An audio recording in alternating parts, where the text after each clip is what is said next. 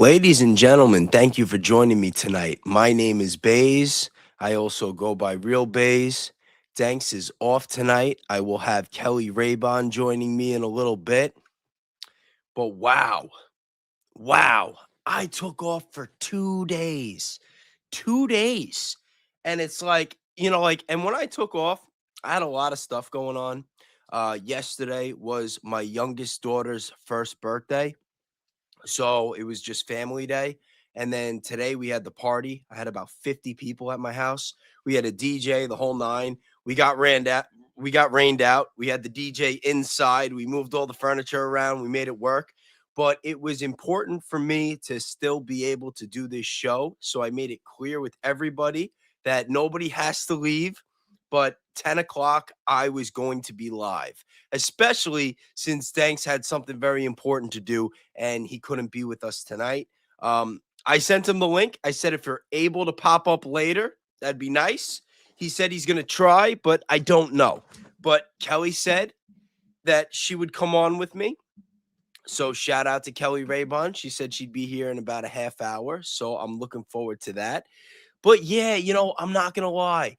It was really nice to just like unplug for a minute, because it's like, especially when you're making content, it's like, I have to, like, this is my job. I have to keep up with what's going on.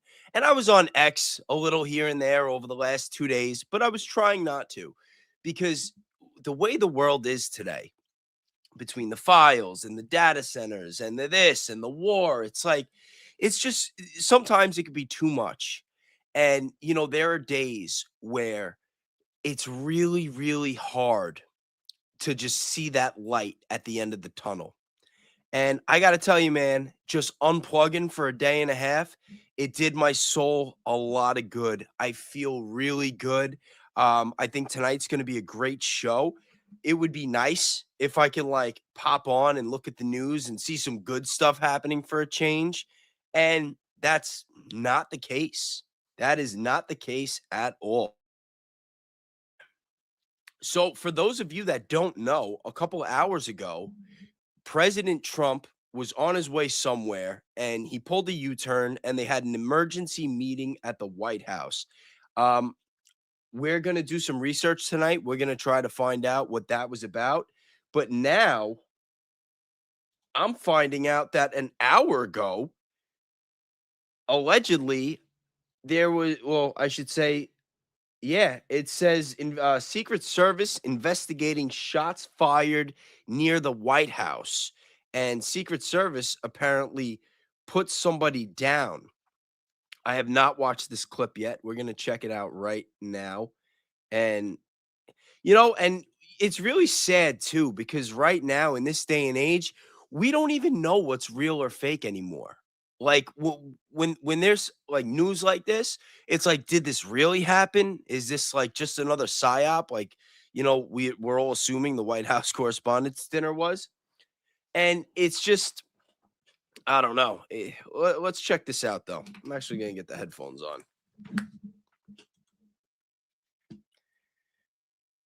The Secret Service, who has updated that the suspect has died, according to the Secret Service. I'm just going to So they read this killed the statement. guy. They say shortly after 6 p.m. Saturday, an individual approached a Secret Service checkpoint in the area of 17th Street and Pennsylvania Avenue Northwest. A preliminary investigation indicates the individual approached. He removed a weapon from his bag and began firing at posted officers. Secret Service officers returned fire, striking the suspect, who was transported to an area hospital where he later died. They also confirmed that a bystander was struck by gunfire. They say it remains unclear whether that bystander was struck by the suspect's initial gunfire or during the subsequent exchange. No injuries were sustained by Secret Service. The president was at the White House and was not impacted. Again, this is And let me put the comments on the screen for you guys. It's really sad too, because when you see stuff like this, they're gonna come out and they're gonna try to blame a lot of these YouTubers and different social media influencers and try to say that it's people like me saying what we're saying, putting out the kind of content that are to blame. But the fact of the matter is, our system is broken. We are being oppressed. And I'm not going to sit here and get into the whole spiel. Is it this one's fault? Is it that one's fault? Like I said, I'm in a really good mood tonight. I want to keep things as positive as possible, but I still have to call a spade a spade. Our system is broken. Okay. The people that are in power are robbing us blind and they're sucking us dry, and people are losing hope. And when you take everything that there is to take from a person and then they lose hope, they're going to make some very extreme and poor decisions. And I really like, it breaks my heart. Like, I don't want to see this happen in our country. Violence is never going to be the answer. It shouldn't be. It shouldn't be. But we've seen so much freaking crime come not just from this administration, but just our politics in general. Like I keep saying, the system is broken and people don't know what to do to fix it. And this is part of the reason why that last election last week was a very, very big deal. And whether or not it was actually rigged, it feels like it was. And perception is reality. So when you have the table so tilted that even the few the few people in Congress that the people actually feel like they can relate to, that actually feel that are fighting for them, when it feels like it's rigged against them, people are going to lose hope in the system. And when people start to lose hope in the system and feel like their voices are not going to be heard, their votes are not going to matter, you're going to see people out there doing extreme things. And I'm not trying to justify anything. You know, like I always say, I'm a Christian. I believe in being the light. That's like actually like basically my slogan at this point next to Bays is based. It's be the light. Like we are the light. And like that's what that means. It's supposed to mean something. That's what this movement is all about. It's about us exposing the corruption, finding out the truth about this world, but also navigating through it in the healthiest way possible, where we could still see that light at the end of the tunnel and still fight for change without having to see any more bloodshed. Because let's face it, one of the main reasons why we're all so upset with this system and upset with this world is because of all this war. It's because we don't want any bloodshed. And I just, like I said, I was in a really great mood. I got in front of the computer about 45 minutes ago. I'm like, all right, let's see what's going on. What are we going to talk about? I knew Tulsi Gabbard stepped down, and, shout out to her. Real quick. And again, regardless of your politics and how you feel about this administration, believe me, I am not a fan. I have always been a fan of Tulsi Gabbard, though. And I've always been trying to believe in her, regardless of anything going on. And I was really upset to find out that she was stepping down. Even more so when I found out the circumstances. Apparently, her husband has an aggressive form of bone cancer, and that's why she says she's stepping down. So prayers to her and her family. I wish him well. I hope he has a speedy recovery and that she can come back at some point and just do the right thing. Like at this point, that's all we can, like, that's all we want is our elected officials to be out for our interest. And we're just not seeing it these days. But this is not the answer. We don't want this either. We don't want to see people running up to the White House or near the White House or anywhere with weapons, thinking that that's going to be a solution, because all it's going to do is give them more justification to oppress us even more than they already are. And it's just not going to be good. It's not going to be good. But I want to check out this clip here from our buddy Nate from Valhalla VFT. I didn't get to watch this before, but we're going to watch it together. And shout out to Nate, by the way. He popped in and was hanging out in the members only with us the other day, which was pretty freaking awesome. That again, but essentially, yes, we just saw that Trump, Vance, basically his entire military and all his generals were emergency recalled back so that they could plan for something. And while it could be Iran, it also could be Cuba, because we know Trump desperately wants to take it. So let's look and see what's going on. Again, for those who are going to say you're a fearmonger, Nate, I'll just say, okay, well, I'm just literally going by what he's saying out of his own fucking mouth, okay? And yes, Donald Trump said recently that the U.S. will be taking over Cuba almost immediately. And then, of course, you have things like this from Donald Trump's closest advisor, confidant, and throat goat. Yes, Larry Loomer says Cuba is about to be liberated. Nice. And now, of course, you can't take anything Trump says at face value, but what you can do is watch what the military is doing, because I don't know. We watched a massive buildup off the coast of Venezuela, and then we saw what happened there. And then we saw a massive buildup off the coast of Iran, and then we saw what happened there. And guess what we're seeing right now? Yes, as of today, Cuba on alert as U.S. naval and air assets reportedly positioning near Cuba with aircraft carriers, destroyers, and combat aircraft operating in the region. Rising tensions as the island watches closely. Okay, then we also have this update. U.S. Southern Command is prepared to begin offensive operations in Cuba against the, love the framing here, godless communist regime and its ruling elites. Yeah, that doesn't sound good. I think this is a really bad idea. And is Trump, is he really going to bring us to war with Cuba now? Like, is that really next on the agenda? First, we go into Venezuela, we take their president, then we go to war with Iran, and now it's Cuba. Like, it seems like, I mean, let's face it.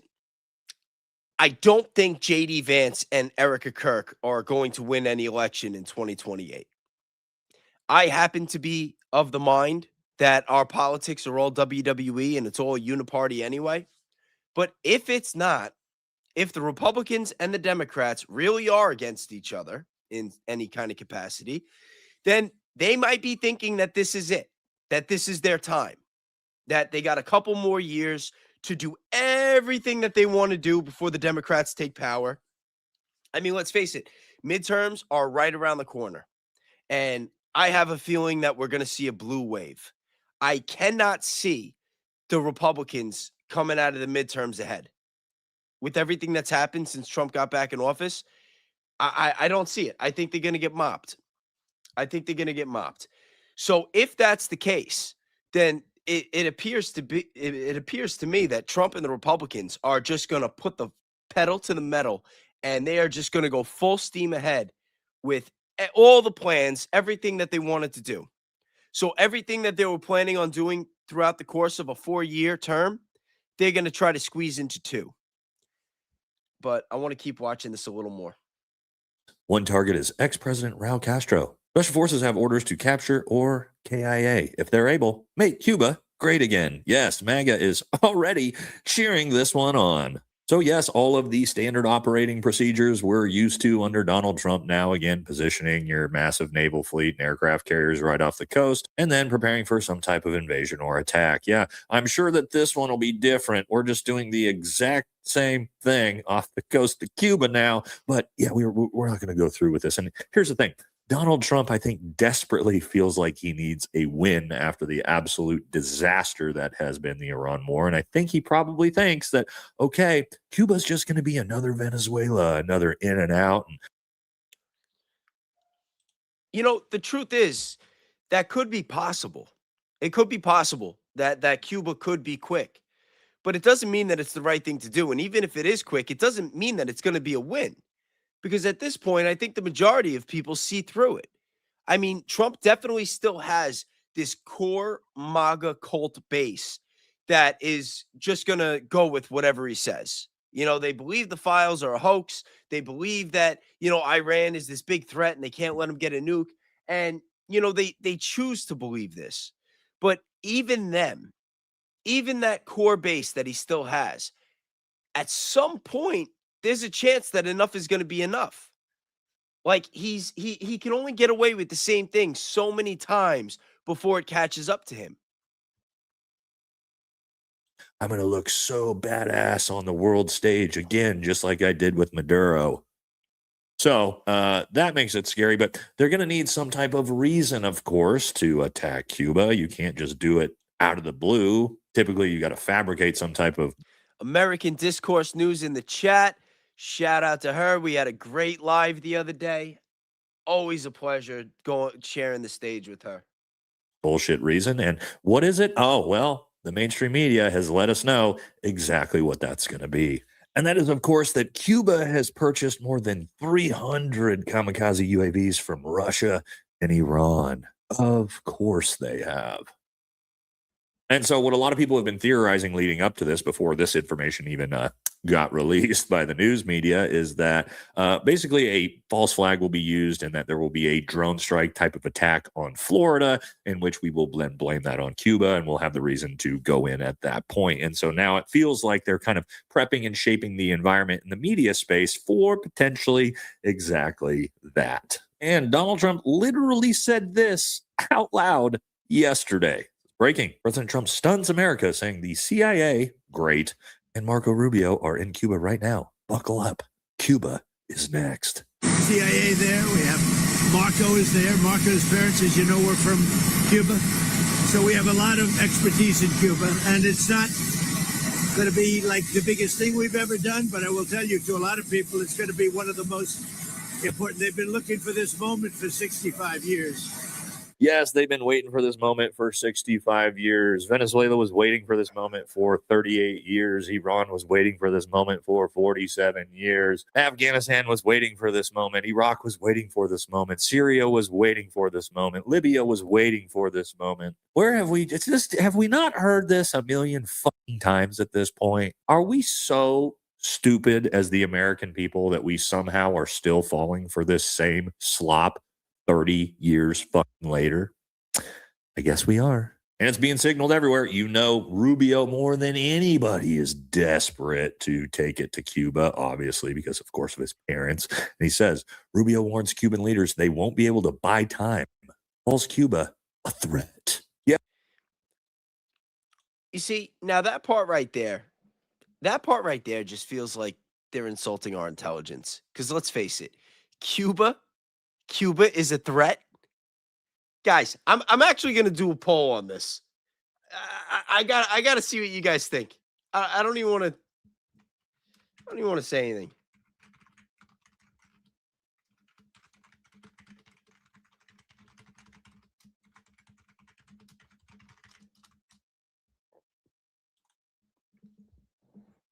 All right, guys, polls up. Let me know what you guys think. Do you think that Cuba is a threat to the United States of America? As Cuba, which under U.S. sanctions is barely able to provide power to their own fucking people, I'm sure is a massive threat to the United States of America.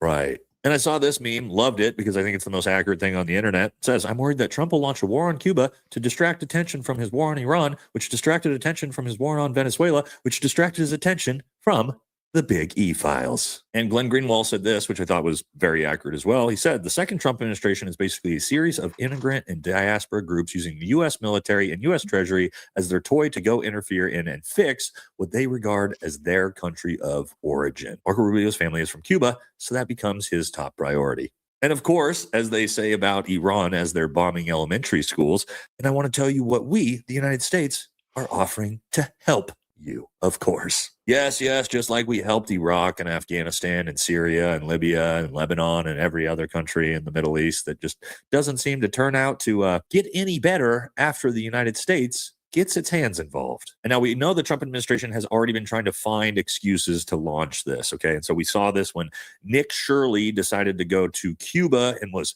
taken hostage. The problem with his story...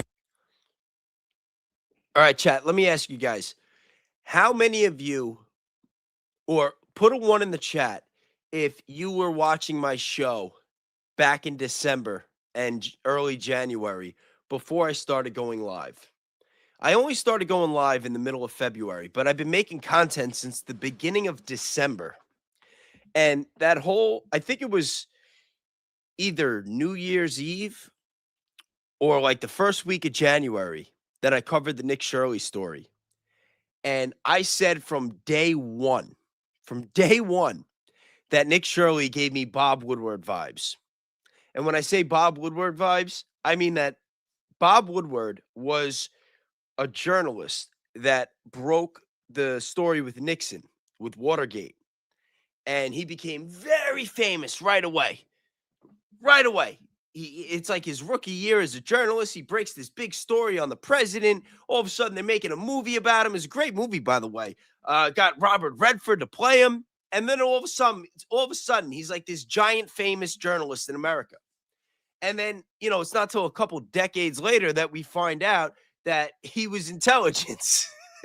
He was allegedly, he was CIA. And it was just straight out of Operation Mockingbird. And I said the same thing about Nick Shirley. Maybe not necessarily that he was straight up CIA or intelligence, but I felt, especially when I saw where he did his missionary and his history and just, you know, just his whole trajectory for when he blew up and how he blew up, that it felt like he was getting the rub, that he had potentially been groomed by somebody and was getting put in certain positions and getting fed certain stories to help push certain narratives. And when I first said it, just like when I called out Erica Kirk back in like October, November, I caught a little bit of heat. You know, people were saying like, oh, you're just a liberal, which I'm not, by the way. But they're like, oh, you're just a leftist. You're a liberal. You're just hating on this kid because he's doing good journalist work.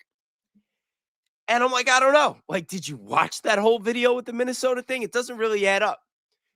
There was the guy, who was the guy working the office? His name was Kevin. Kevin, no last name. Just out of nowhere, he's going through the paperwork. He just stumbles upon the biggest fraud scandal of all time, right when the Republicans needed a win against the Democrats the most because of the whole Erica Kirk TPUSA fiasco and the files coming out, right when they need a win the most against the Democrats. Kevin, no last name, just stumbles across the biggest Democrats fraud scandal of all time and calls Nick Shirley to come and deliver the news. I don't know. I didn't buy it. I didn't buy it. And I said it. I said it back then. I'm like, listen, I'm not knocking this kid. I'm not even questioning his integrity. I'm just saying. It's just a little too convenient for me. Like, things don't really go that way. Believe me, I do a lot of investigative journalist work. I mean, I don't have a big platform like Nick Shirley, but I spend a lot of time going through different files and calling people and trying to get different information. It's not easy. It's not easy. So just this idea that this guy, Kevin, no last name, just stumbled across these files and called Nick Shirley, and a day later he's got JD Vance tagging him on X saying, good job, great journalist work. It seemed a little manufactured. I don't know if any of you guys agree with me on that, but that was just how I felt. And then this idea that he's going to Cuba and he's going to all these other places in South America and, you know, ended up around these gangs and whatnot. It's like, nah, bro. Like I don't even think that guy would be safe walking around certain parts of Brooklyn in broad daylight, let alone traveling, you know, to South America, dealing with gangs, interviewing gangs. You know, some like little pasty 22-year-old white boy with a camera. Like, hey, tell me about your criminal organization. Come on, man. Come on. And like, there's a lot of people that like eat this crap up and they believe it, you know, but again, up until recently, I think Fox News was like one of the highest rated channels. So, you know, a lot of people are used to listening to bullshit and they've been getting spoon fed it for generations. But we live in a different time now. You know, we live in an era where you have social media, you have platforms like YouTube and Rumble and all these other, you know, platforms where people are trying to find the truth. They're trying to expose the truth.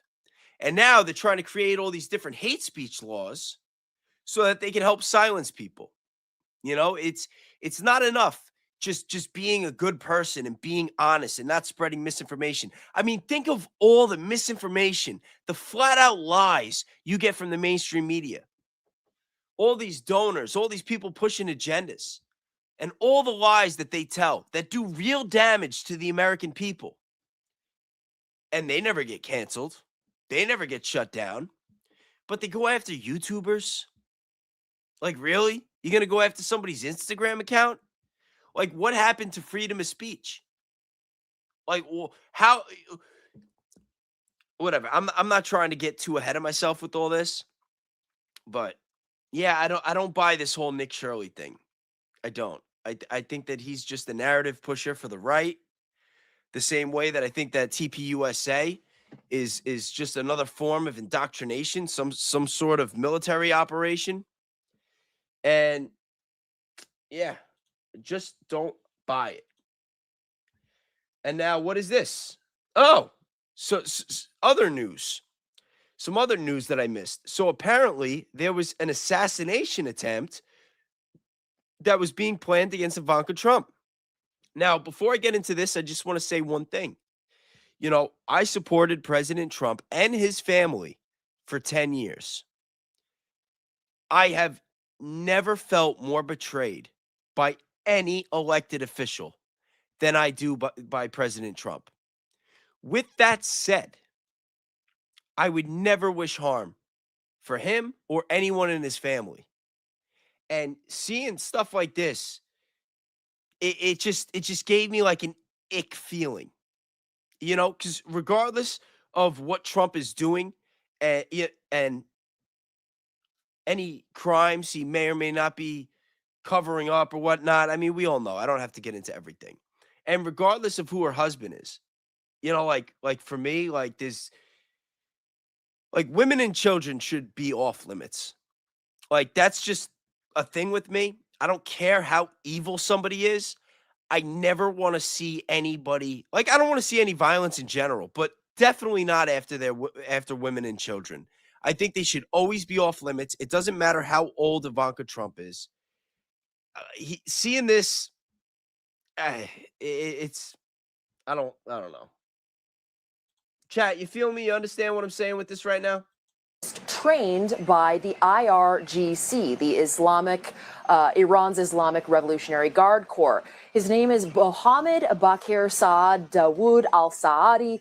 He's a 32-year-old Iraqi national, a commander for the terrorist organization Kataib Hezbollah, who also works with the IRGC. His capture and extradition to the U.S. Was actually already made by the Department of Justice on May 15th. And at that point, we knew that allegedly al-Saadi had coordinated 18 terror attacks in just 3 months on American communities in Europe, and also had plans to attack here in the United States, in California, New York, and Arizona. However, we now know that he did have a specific plot to assassinate the first daughter. And chat, I'm paying attention to the chat right now. I just want to be clear on something. I'm not posting this, and what I'm saying, I'm not trying to draw any sympathy for Ivanka Trump, because you guys are right. The whole story might be bullshit, but it also might be true. And, you know, you don't want to end up in a mind state where you think that everything is fake, because that's when they got you.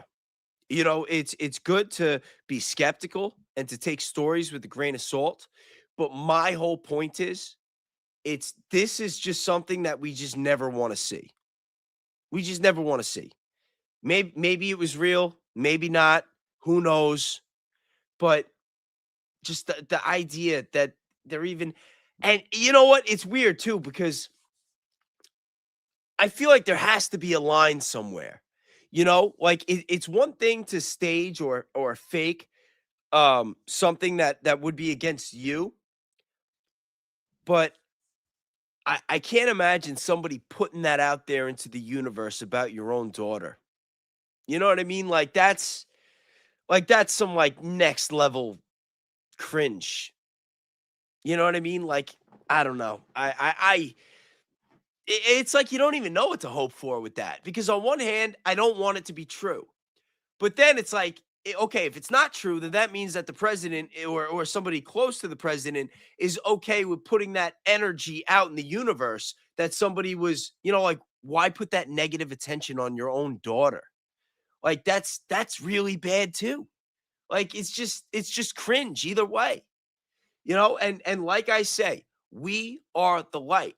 And I don't know what other creators are saying about this. I'm seeing a lot of extremism out there on every side. You can't even say both sides at this point, because it feels like it's like a freaking battle royale out there. There's a lot of different sides now. It's not just left versus right or this side versus that side.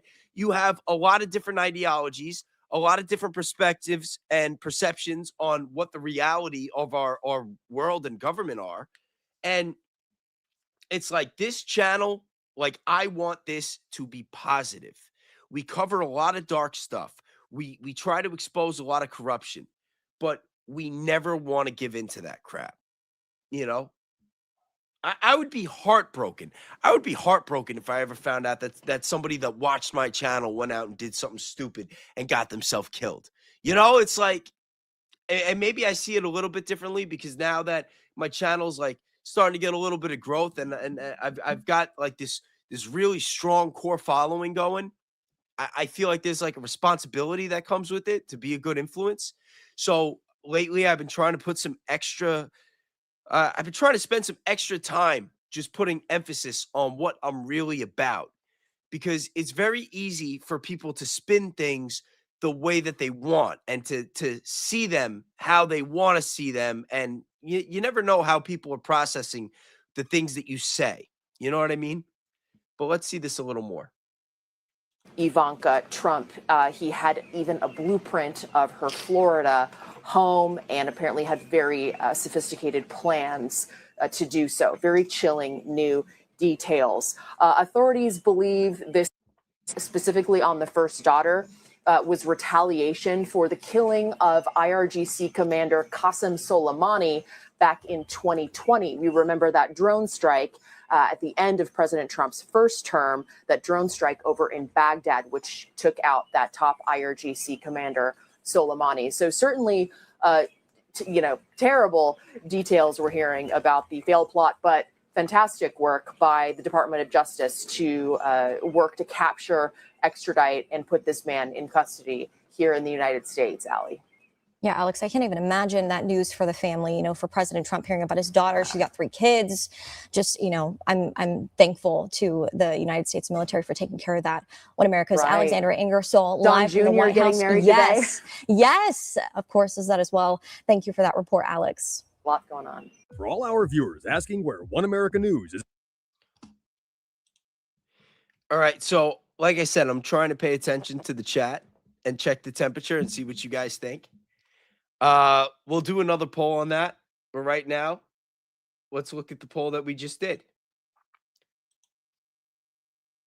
All right. So I asked you guys, do you think Cuba is a threat to the United States? We had 106 votes.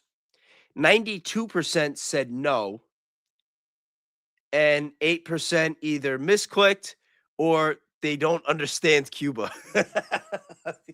I can assure you, Cuba is not a threat to the United States. I don't know who voted that they think it is. I'm not judging, but it's just kind of silly. I don't think Cuba would be a threat to the state of Texas. I mean, who knows? Maybe I'm wrong. But let's do another poll. Let's do another poll.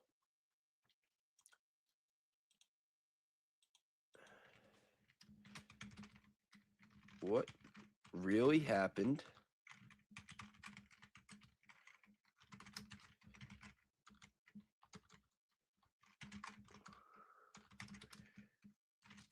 with Ivanka Trump?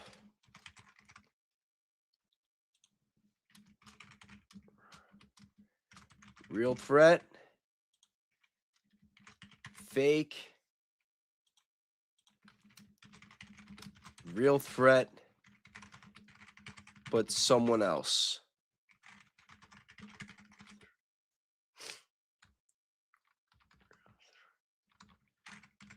But not who they say.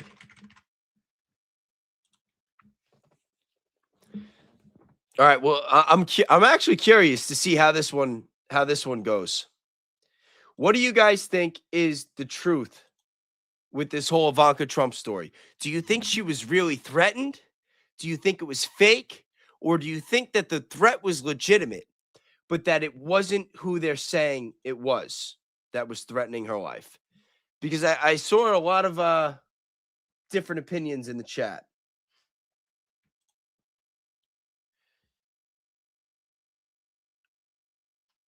Oh, I didn't see this yet. This video, it's saying, moment from that shot that was fired by the White House. Let's check this out. Memorial Day since 2022. President Trump promises the prices will go down, but his grip on Republican support on Capitol Hill is weakening. Oh, wow. So this guy was reporting live when the shots were being fired. Oh, let's see that again. But his grip on Republican support on Capitol Hill is weakening.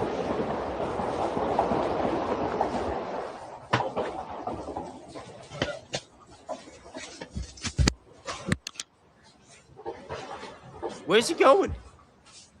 He's not getting shot at. What's he worried about?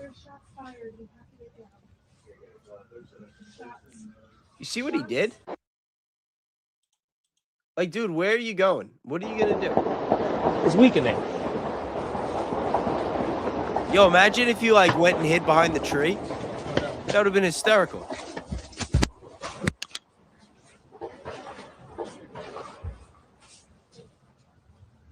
Where'd you go, bro?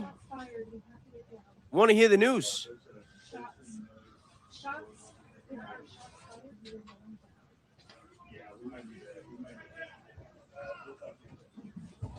Just leaving us hanging here.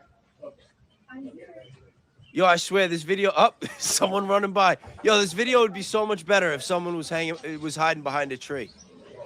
And like the camera's just there watching them like peek their head out. Can you imagine that shit? Oh my God, I would piss myself. Am I messed up for thinking that way? Chat, put a 1 in the chat if you think. Oh. Go behind the tree. Ah, I thought they were gonna go behind the tree.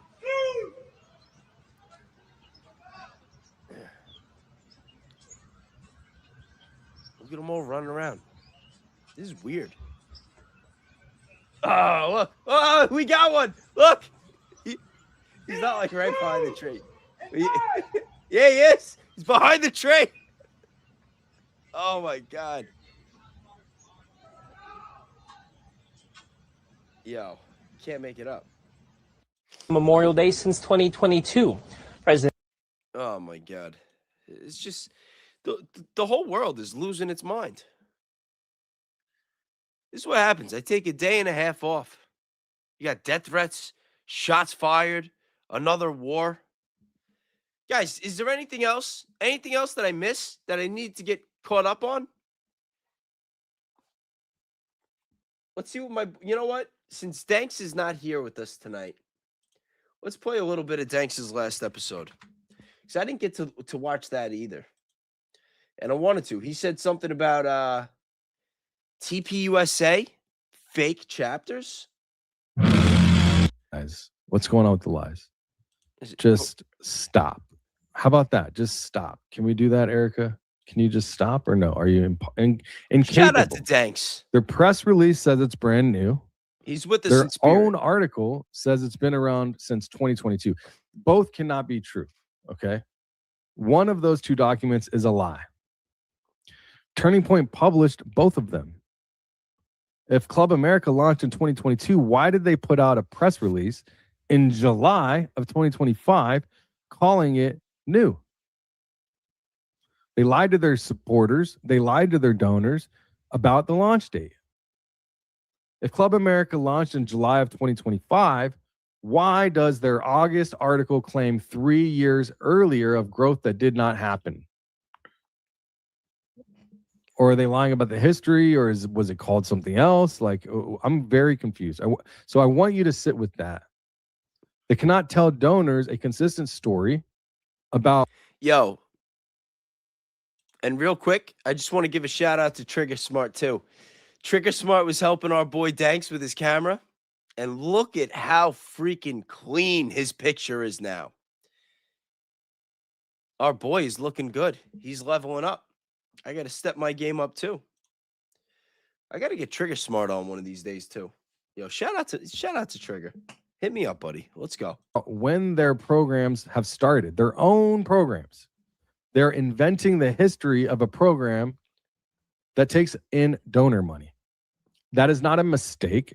You don't accidentally have two different launch dates 17 days apart on the same website. Someone wrote both of those documents and approved both of those documents and published both of those documents.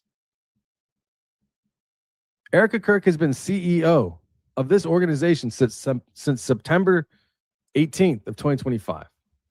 Okay, the day Charlie was assassinated, a few days goes by and bam, here she is. Within 24 days, she's filed 3 Turning Point related trademarks, Charlie Kirk related trademarks as well, to herself. This is public record. Anyone can go verify. Andrew Colvett, the spokesperson, the podcast producer, Mr. Hollywood, the same person that Charlie Kirk warned hours before his death that he was going to be killed, according to Candace Owens, reported, confirmed by Dan Flood. Colvett is still running messaging for this organization. Tyler Boyer is currently under indictment in Maricopa for fake elector scheme. Now we're running fake club chapter scheme. Is that the best look, Mr. Boyer? These are the people running the. Is that really true? Chat, let me know. Is there really evidence on that? That TPUSA was running fake chapters? I think somebody told me Destiny did a video on that. That allegedly they were calling up some of these chapters and it was like abandoned buildings, nobody home. Yo, that's crazy. If that's true, it's like, when does it stop? I wouldn't mind having Tyler Boyer on to talk about that. Give him a chance to speak up on the situation. Organization that is taking in hundreds of millions of dollars of donor money and putting it into fake chapters, or putting it into real chapters more than others, or not putting it into chapters at all. Who knows? That's the Philadelphia Inquirer. That's CBS Mississippi have already documented as It's a good thing that Kelly's filling in for Danks tonight. She just said in the chat she'll be on soon and she's gonna explain everything for us.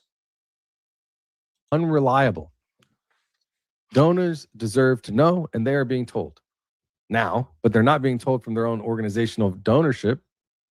Okay, so phase 2. Let's watch the receipts. I think the first thing I'm going to play is.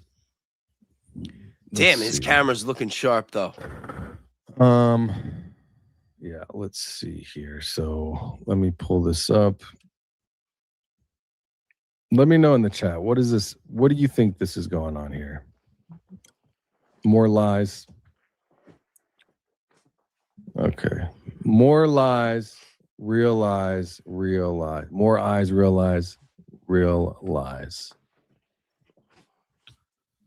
Okay. I was handed 12 chapters, and only 7 of them were actually real. The other 5, I found out, the previous field reps' family members had pretended to open up a chapter so that they could claim their chapters on campuses, and then the rest were legitimately fake contact information bounced back. Yo, what's with Erica and the fake crying? She's always doing it. It's always like the same exact thing. It's like she's a robot. It's like she's not even human. She's just on like cruise control. She doesn't even really like wipe her eye too. She's like trying not to hit the makeup. At least that's how it appears to me. I don't know. I'm not, yeah, like I said, I'm in a good mood. I'm not trying to talk crap. Texts bounce, calls fail. Nobody is actually verifying the students' identities.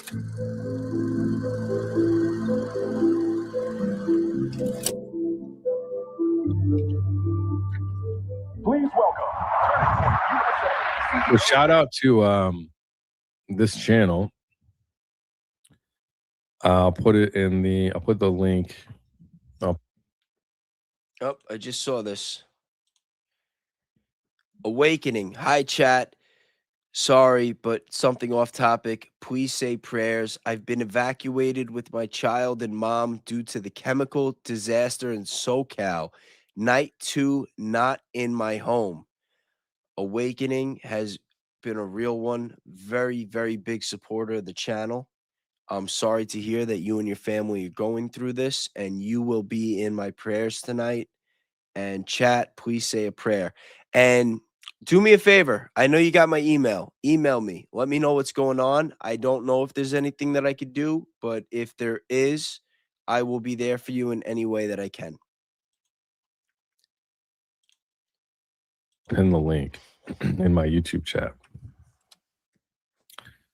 If you want to go watch it later, but we're going to watch it now. And Erica Kirk. I don't want to see Erica. That's how we operate. I don't lie. I spread the truth because we deserve more truth now than ever. We deserve the truth now more than ever. Okay? I need your help to push this out to the algorithm, let people know that it needs to be watched. They need to know that this is not acceptable. We do not approve of this. Let me know what you think. Left clear. Club America is now on 3,300. Yeah, Awakening, for real. Send me an email. You know, and for those of you that are new, I just want you guys to know that we really are a tight-knit community. This is not like one of these big channels that gets thousands of people on the lives, but we have a really, really consistent base.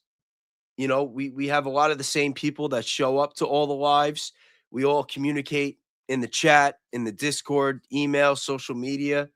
You know, we're building a real community here. So when you're a part of this community and you're going through something, like, you're always welcome to share, and you're going to have people here that care. high schools in America. It could mean a functioning student organization, or it could mean something much looser, a single event, a student who signed up, a chapter that once existed but no longer does. And beyond that, the organization also refers to what it calls activism hubs, a category that's less clear still. The filings don't spell out how these different forms of presence are defined or how they're counted. And without a clear definition, the scale becomes harder to interpret. Because these categories overlap, or if they're applied inconsistently, then the total number may not reflect what people assume it reflects. Before looking at the map, before making any assumptions, we wanted to understand what those numbers actually represent. Not what they suggest, but what they mean in practice. And to understand how these numbers translate in practice, we turned to the organization's own directory. School by school, we began working through the list, reaching out to administrators, student activity offices, and faculty advisors. And we just asked one simple question: whether there was an active Turning Point chapter on their campus. So they are reaching out actively, calling schools, calling chapters, calling campuses. Are you hosting this Turning Point? I mean, it's so interesting that they went and got this, they got this information and it happened to be, and I'm going to hopefully talk to Z. I talked to Project Constitution yesterday. I mean, this is wild. So all this time they're saying, imagine how many times Andrew Colvett has gone up on Fox News. We have all of these chapters across the country. We're the largest, fastest spreading organization for Americans and kids and blah, blah, blah, blah, blah, blah, blah. How many of them are fake, Andrew? How many? Seems like it's not just a few. Out a story about Club America. Some schools confirmed that there was student groups that met, organized, and operated as we would expect. But in other cases, the answers were less clear. Some described the clubs had gone inactive. Others said the group had existed at one point but no longer did. And in some cases, administrators told us they had no affiliation with Turning Point USA at all. Like, wow. Would you be able to let us know if it was ever a club that existed and maybe dissolved? It has never. I do know for a fact it has never been a club. Yo, this is wild. Never been a club on campus.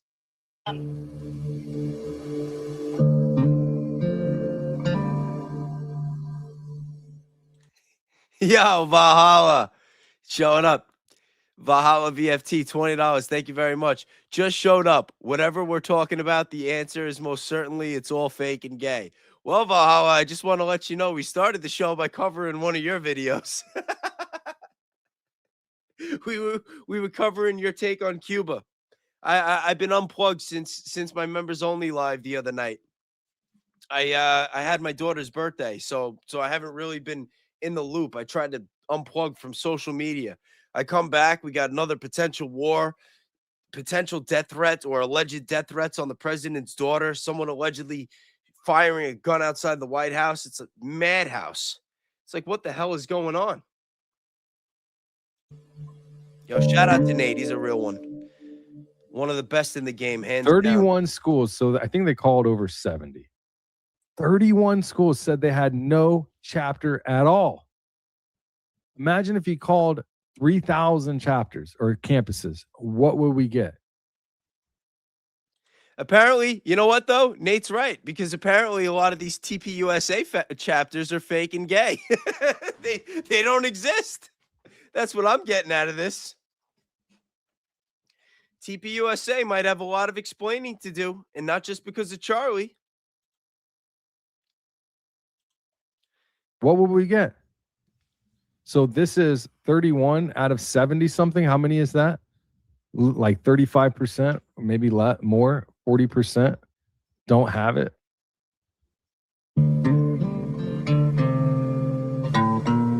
A student organization can come and go. Records can be incomplete. And a national organization may define its presence differently than the school does. But taken together, the responses begin to raise a broader question. How consistently is that presence being defined? And how closely do those listings reflect what's actually happening on the ground? Because if a chapter can be defined loosely, then how much does it take to actually create one? Could a chapter exist without a real presence on campus? Without the school even knowing? Could it exist in name only? Wait till you see this. Wait till you see this. And if that's the case, can 3 people in their 30s start a chapter at a high school that doesn't exist?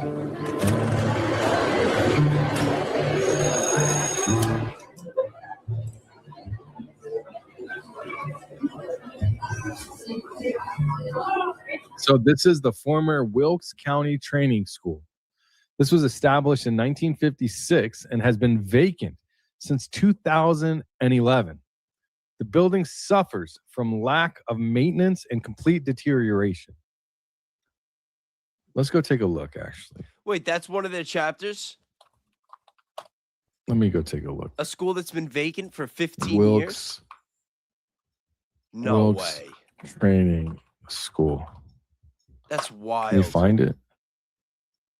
How can that be? I don't know if I'm going to be able to find How it can they from get away with the that? map. Oh, in Georgia? Let me go take a look. Georgia. Oh, let's... cards to the students if they started a chapter, but nothing would ever come of that chapter. So it'd just be one kid called the president and one kid called the vice president and then one kid called the secretary, and they got gift cards. You could have 50 chapters technically, but 3 of them hold events and like 10 people show up, and the others, they were given gift cards or they... Yeah, I watched it once, but I was coding, so I didn't And that's see it? it. That's But what yeah, it takes I mean, to form a chapter? would you rather me just act like I have seen it already? I'm trying to like give some. Yo, it's actually too bad. It's too bad that they aired this out so soon, because imagine if they were getting away with it now with like all the hate and everybody turning their backs on Turning Point USA. Could you imagine if they thought that they could keep getting away with this and then they were trying to say that they're still growing and it was more fake chapters? They might have blew the lid off this one too soon. I would have let it rock. Let it keep going. You know, catch them with 100 fake chapters. You know what I mean? Because think about it. The more chapters they have, they're gonna add that to their analytics, and they're gonna use that when they try to get more donor money from new donors. They could go around, they could say, oh, we got 200 chapters. And they just keep collecting more money. You know, they might have exposed them a little too soon. I would have let that shit rock. You know, it's like when the feds, when they got the goods on a drug dealer and they don't bust them right away and they just like sit back and they just watch. They let them keep selling, see who they're selling to, let them grow a little bit, get more information, more intel on different people, and then bam, come in when the time is right. I would have just sat back and just let that rock a little bit. You know, see if they keep doing it. Because now they could just play dumb. They can make up some shit. But if you know that they're doing it and you're tracking them while they do it, like you could have caught them red-handed. I mean, I guess maybe they did catch them red-handed. I got to do a little more research onto the story to know for sure. I'm not making any accusations here. So TPUSA, there's no need to sue me. But if that was me, I would have been tracking this. But let's take a break for a minute. I want to read some of these super chats. You guys have been very generous today. $5, American Discourse News. Happy B-Day to the little. Yes, thank you very much. Appreciate you. Mad World, $5. The Boy Who Cried Assassination. Destroy the Bluff. $5. Thank you. Looking snazzy, bro. Yeah, I got the button up. I told you. I had 50 people at my house today. You know, we got rained out. We had the DJ inside. I couldn't just, you know, dress like a bum. Another $2 from Mad World. Thank you for the algo. Be the light. Always. Thank you. And Mad World gifting membership. 2 of them. Thank you so much. Then we got Cubby, $50. Thank you very much. Hey, son, I missed my Wednesday because I get up at 3 a.m. Replay Thursday. I tried to email about new platform, but no one emailed me back how to get in under the paywall. Can you help me with this? You also asked who ordered the sweatpants. I did. Don't know why you asked. Oh, I was just saying because they didn't get shipped out yet, but they're coming this week. Don't worry. Thank you so much for the $50. As for any of your questions, just email me, realbayesteam@gmail.com. Like I said, I unplugged for a couple days. So if you tried to email me, I haven't checked it in about 3 days, but I will check it tonight after this live stream. Another $20. Thank you very much. Very generous of you. I will have to listen to the rest on the way to work. Bedtime for me, 3 a.m. comes early. Hey, sometimes you're still on when I get up. Bonus. Good night, son. All the love to you and our community. Yo, all the love to you too. Thank you so much. And we got Bayou Peach becoming a member. Thank you very much. We got Valhalla again. Thank you again. Just showed up. Whatever we're talking about, the answer is most certainly it's all fake and gay. And yeah, apparently those Turning Point USA chapters, some of them are fake. We got MTN Star Studio 5289, $2. Thank you very much. Tip of the Titanic iceberg. You might be right. Scruffmeister, $2. Thank you. Bays, pull Mads up while we wait for Kelly. Yo, I've been trying to get Mad World on this stage since like 1977. But I will let you guys know one thing. She does show up for the voice chats, and I am in the Discord, and I'm hoping when I do the live stream on Discord, I'm going to do one in a couple weeks, that she will share the stage for that as well. The invitation is always there. I talk to Mad World all the time. That is my day one OG homie. And I think at this point, everybody knows that. And then we got Mad World, Just Cause Love. Thank you so much. You guys are the best. And just in time, Keli Rabon. Better late than never, I hope. Yes. I'm just going to drop a... Sorry, bud. Hey, thank you so much. Thank you for having me. Thank you for joining me. Yes. Especially on short notice. Well, yeah, and for all the folks, so my kids are leaving to camp tomorrow, and that's a big weighty deal for us. Not only is it a big deal for any family, just in terms of like packing and all the things, but when it comes to last summer was quite the catastrophe and literally a near-death experience for them. So anyway, you guys got hit with the flood. Yep, sure did. And you want to talk about what happened last night? Wait, Oh yeah. I mean, God, I'm like, it's been exhausting. I'm telling you. So we're literally in the middle of another whole flash flood watch, like all Memorial Day weekend.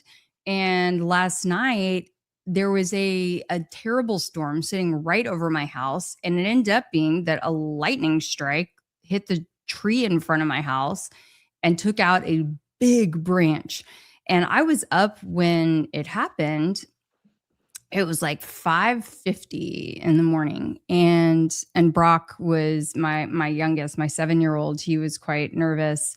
Anyway, going into it, and he was like, mom. And then all of a sudden, boom.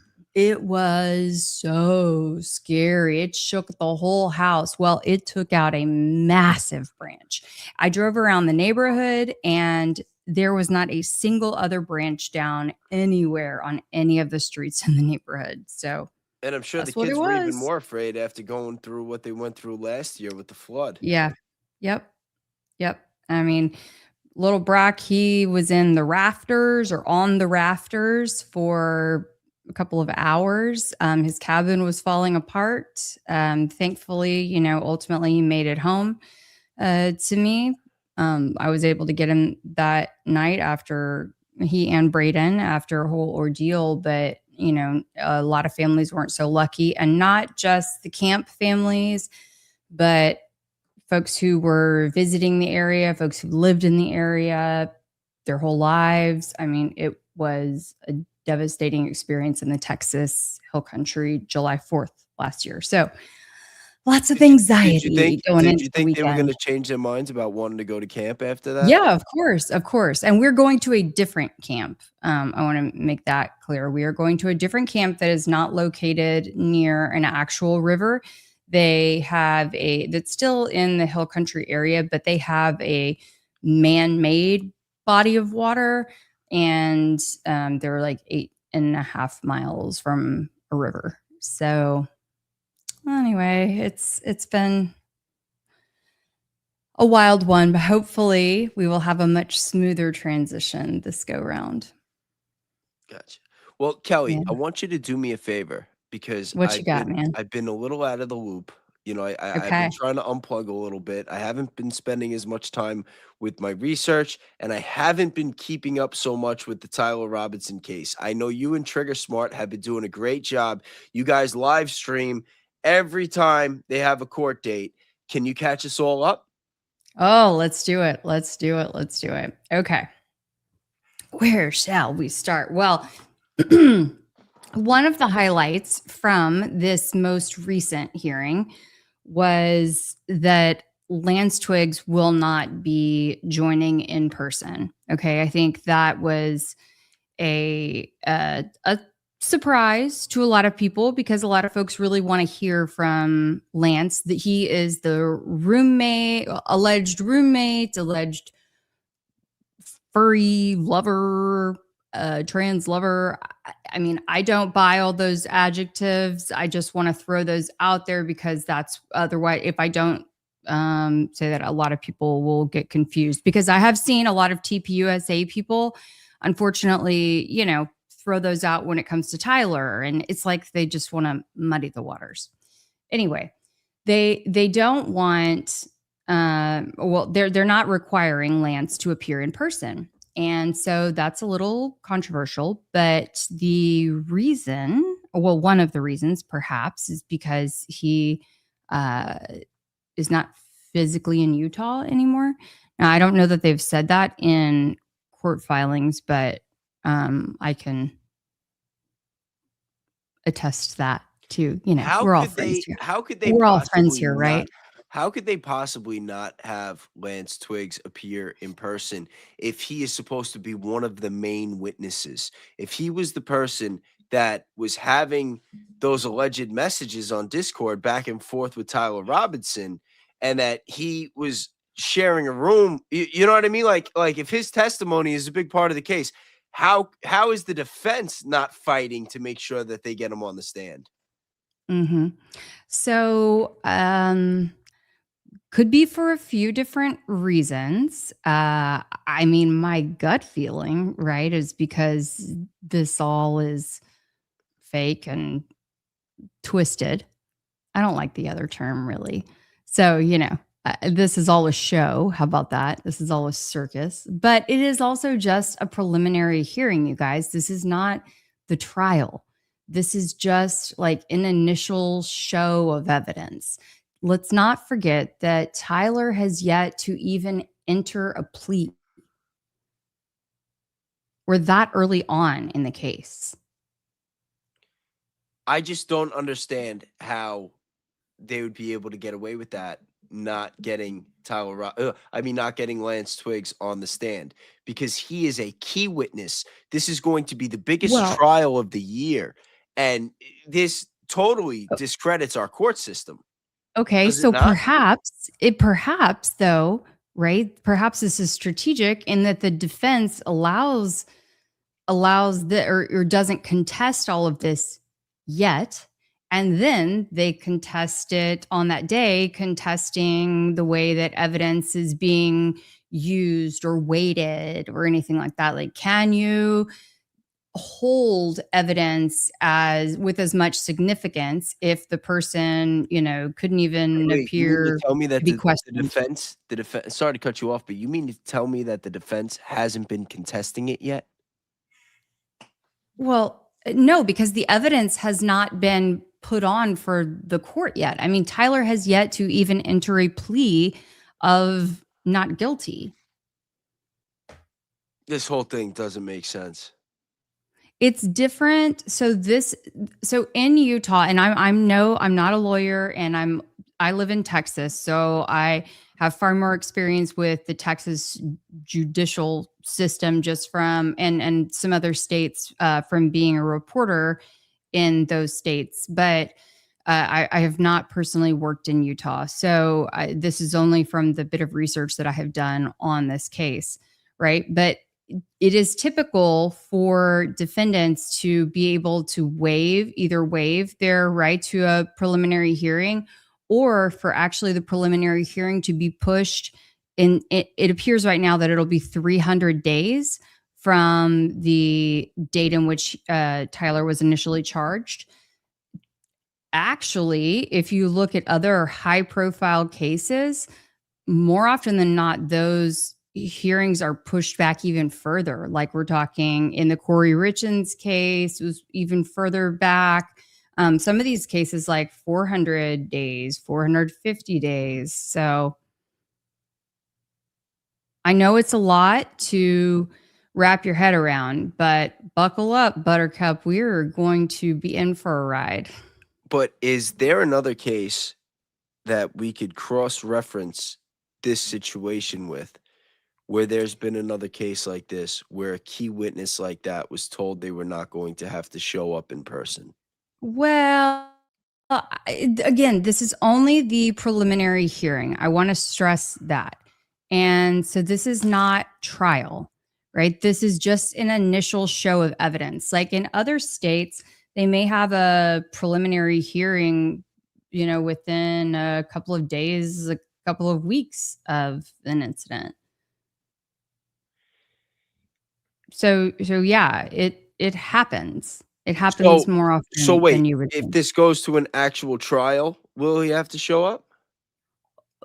Well, I guess that could be decided on by the judge. If the judge forces someone to show up, then Because the judge would have I was ability. under the belief that the defense would have the power to get anybody they wanted subpoenaed if they were a witness. Yeah, but they don't have they must not feel the need to at this point, right? It's just so strange. Well, maybe, but we don't know. We don't know, for one, what their overall strategy is. Like, could it be that they want whatever he says to be played, and then they can discredit his testimony, they can discredit and poke holes in other pieces of the evidence? We're only looking at a piece of the overall pie. Now, And I do see. I did want to answer this question because I do see Banjaloon one on my end, I believe, said, "Does Twigs even exist?" And I would say yes. I do believe that Lance Twigs does exist. I can tell you guys, and I'll see if I can actually pull it up real quick while I'm talking. But very early on, I was investigating all of these folks way back at the beginning, trying to find little bits and pieces. And I found a traffic ticket from like 2024. And so that's one of the reasons why I believe, because it was well in advance of the incident. If it would have been in 2025, I actually remember you telling me that when you found that. I would have been more suspicious, but in addition to that, I mean, there are other things that I have seen. I mean, there's, social media profile, or, photos and things like that, little things here and there. It's just very odd. I just find it all very odd. What about has there been any word on the 911 tapes? Has that gotten brought up at all? What about them?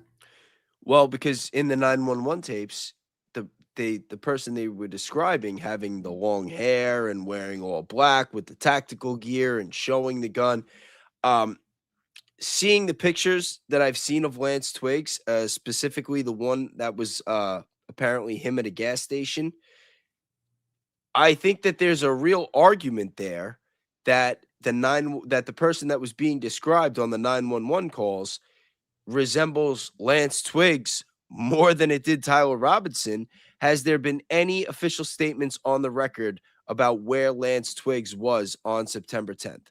Not that I have seen, but I mean, they're not going to put that kind of information into these court filings at this point.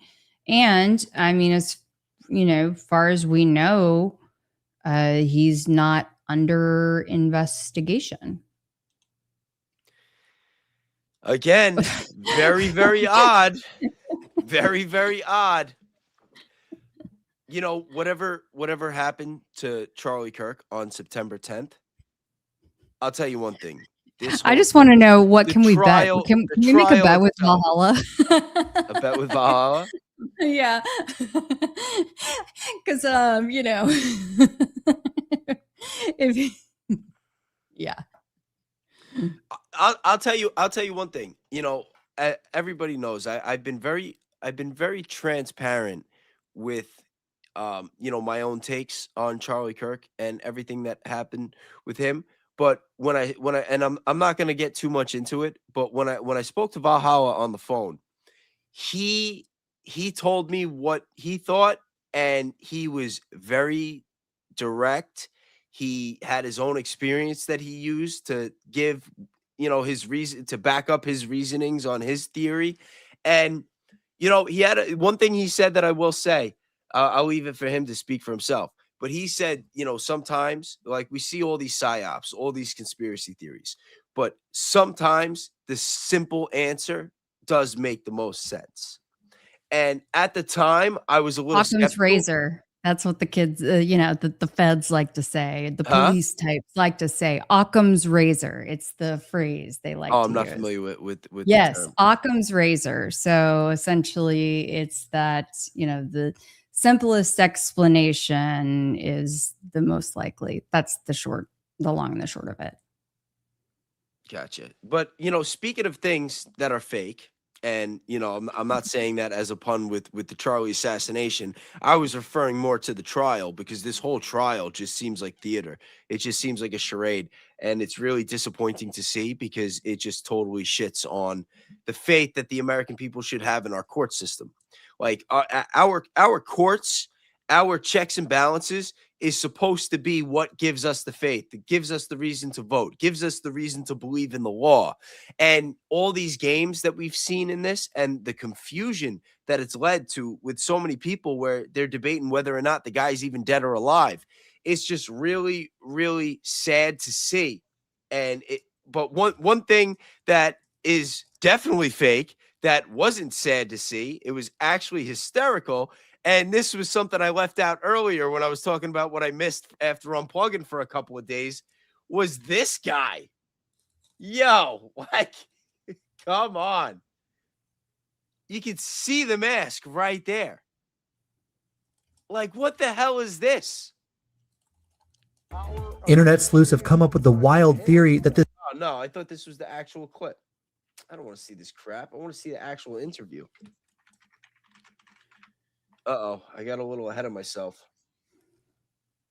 Oh, should we watch Megyn Kelly? Actually, you know what? I'm going to put the Megyn Kelly on, only because... I just want to kick it off. Only because I told Nate the other day when he was covering Megyn Kelly that he's got to check her out sometimes at a slowed down playback speed, because it's hysterical. She sounds like the drunk aunt at the party.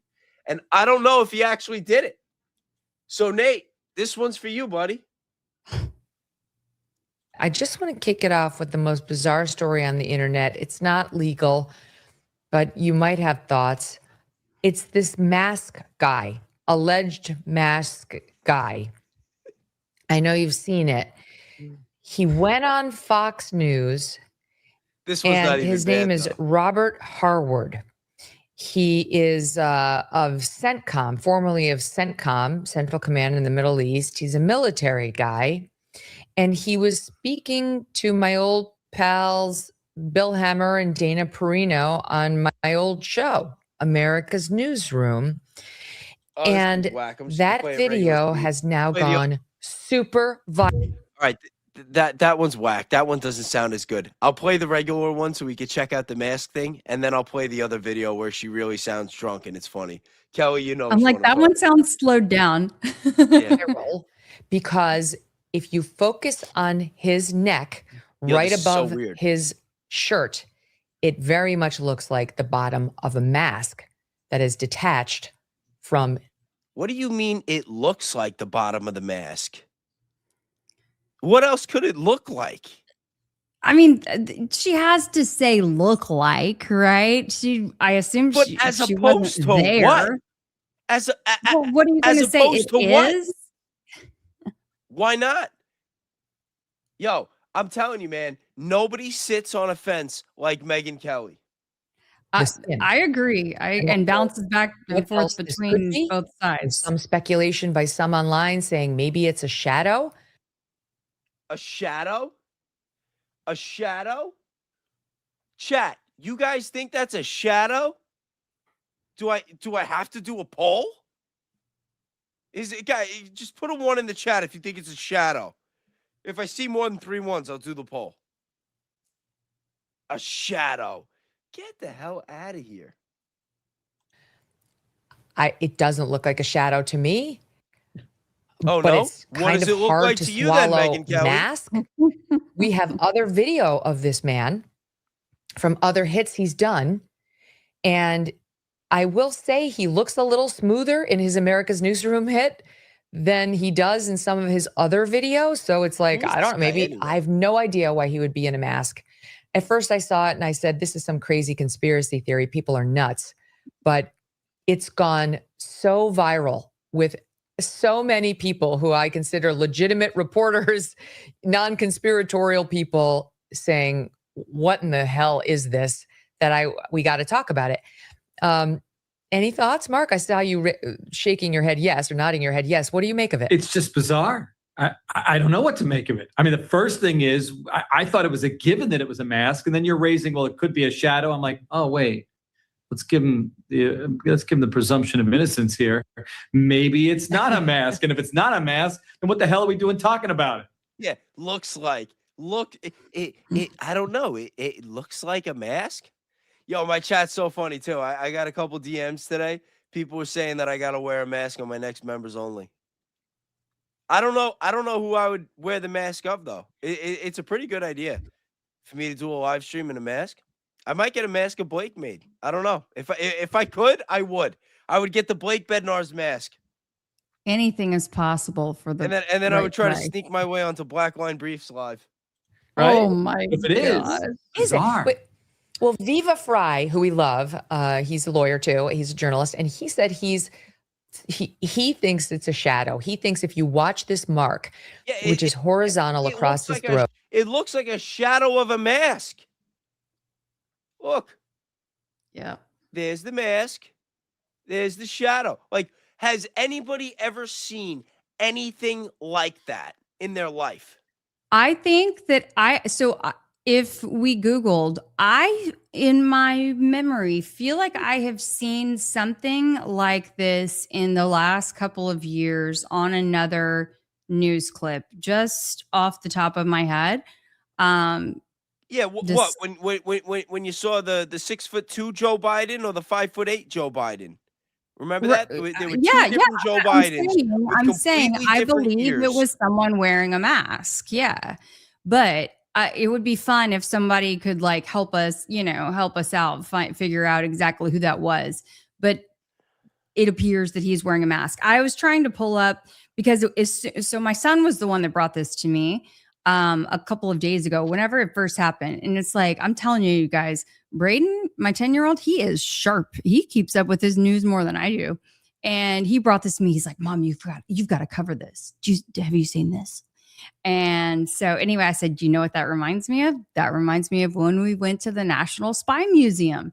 It's crazy. All of this stuff like ties back up. So anyway, I'm going to put in just a second, I'm going to put a picture in the chat of like a mask that they had on display in the National Spy Museum. Just put it on the stage. Yeah. I'm going to put it in there.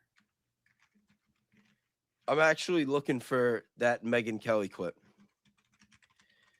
Because I know Valhalla's in the chat. And this is the one that I wanted him to play. Which one is this? No, that's not the one. I gotta find the one.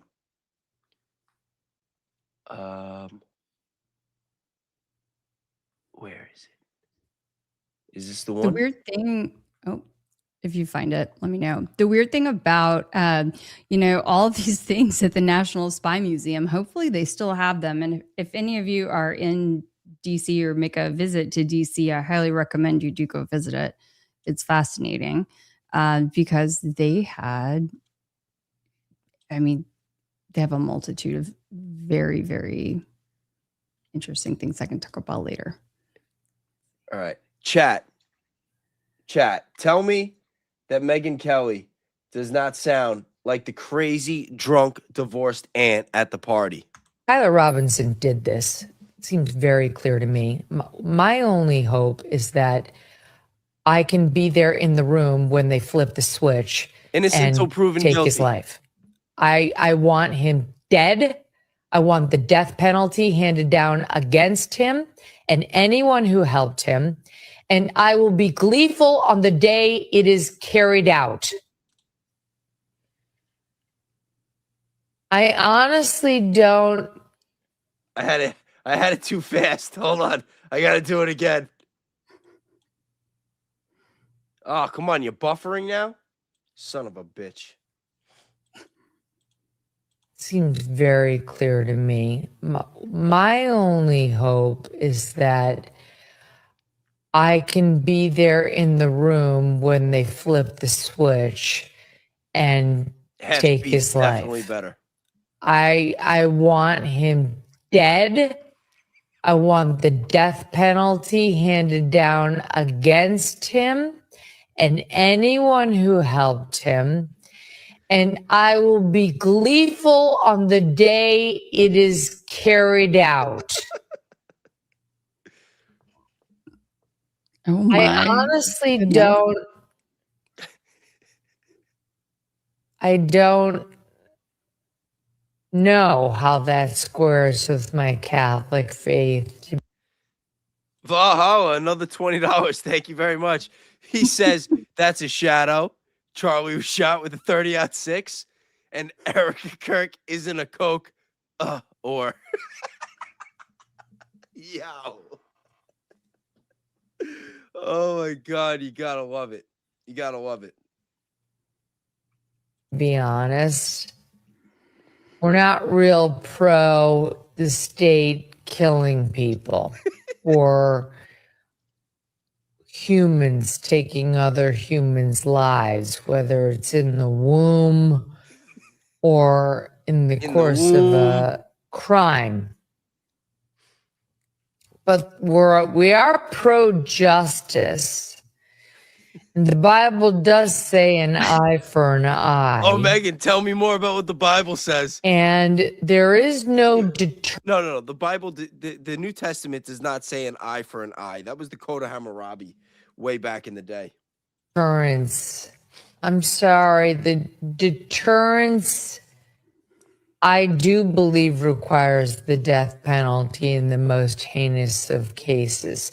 And I do believe it should be reserved for the most heinous of cases. And this is that. This is that. Charlie was shot down in the prime of his life. He had so much yet to offer. Wait, hold on. How slow, just for the record, how slow do you have it? That was half speed. At first I did it Okay. at 75%.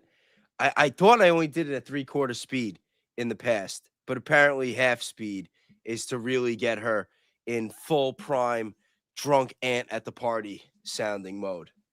Okay. Got Why? it. For future reference? No, I just think it's fair. I just think it's fair to let people know, that Well, I always let everybody on, know. I said yeah, it was that it's slowed on down. half speed or 75% or whatever. And I am not a Megyn Kelly fan. I will say this.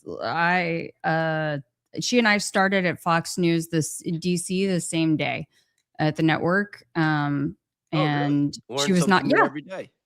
and she was not kind to little old Kelly. Really? So, yes. So you had interactions with her. Oh, Kelly, now you got to spill the tea. Yes. Tell me all about it. The viewers want to hear. Tell us about your interaction with Megyn Kelly. So she was brand new to the scene. I mean, literally, it was her first day. Kelly Raybon's And about to pop some shit. yeah, and I mean, I was in fairness, I was just an intern, but every other Fox News anchor and reporter supported me. Many of them still keep in contact with me. Many of them still follow me on social media or, periodically check in with me. She never so much as like if you were in the break room next to her, like wanting to fill up your water bottle at the same time, she was not even acknowledging your presence. It was just, yeah. She was on a mission. They made her seem so nice in that movie that they made. Who was it that played her? I think it was Charlie. I mean, that's Hollywood, That's Hollywood. That's Hollywood. So Megyn Kelly was not a friendly coworker. No, and I look, you guys, I was working 7 days a week for I think I got a $10 a day stipend. I was paying to be there essentially, But anyway, that's like me on YouTube my first 4 months. Right. Hey. I was literally paying to be on YouTube.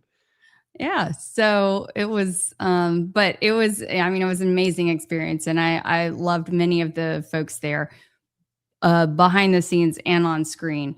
However, Megyn Kelly was not one of them. Boy, and if you better the makeup room, man, if Megyn needed to be in there, you better clear out of the way. I mean, it was just interesting.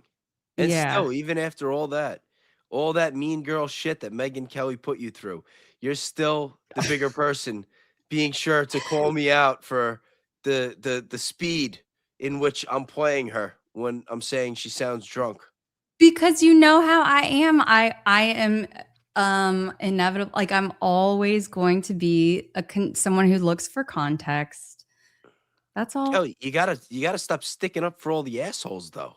That's been your problem this year. I'm not sticking up for them. I'm not sticking up, though. No, I'm just saying in general. Like in the couple months I've known you, there have been a couple situations where like there'd be some real jerk offs, and you'd be sticking up for them a lot. I'm not gonna say any names.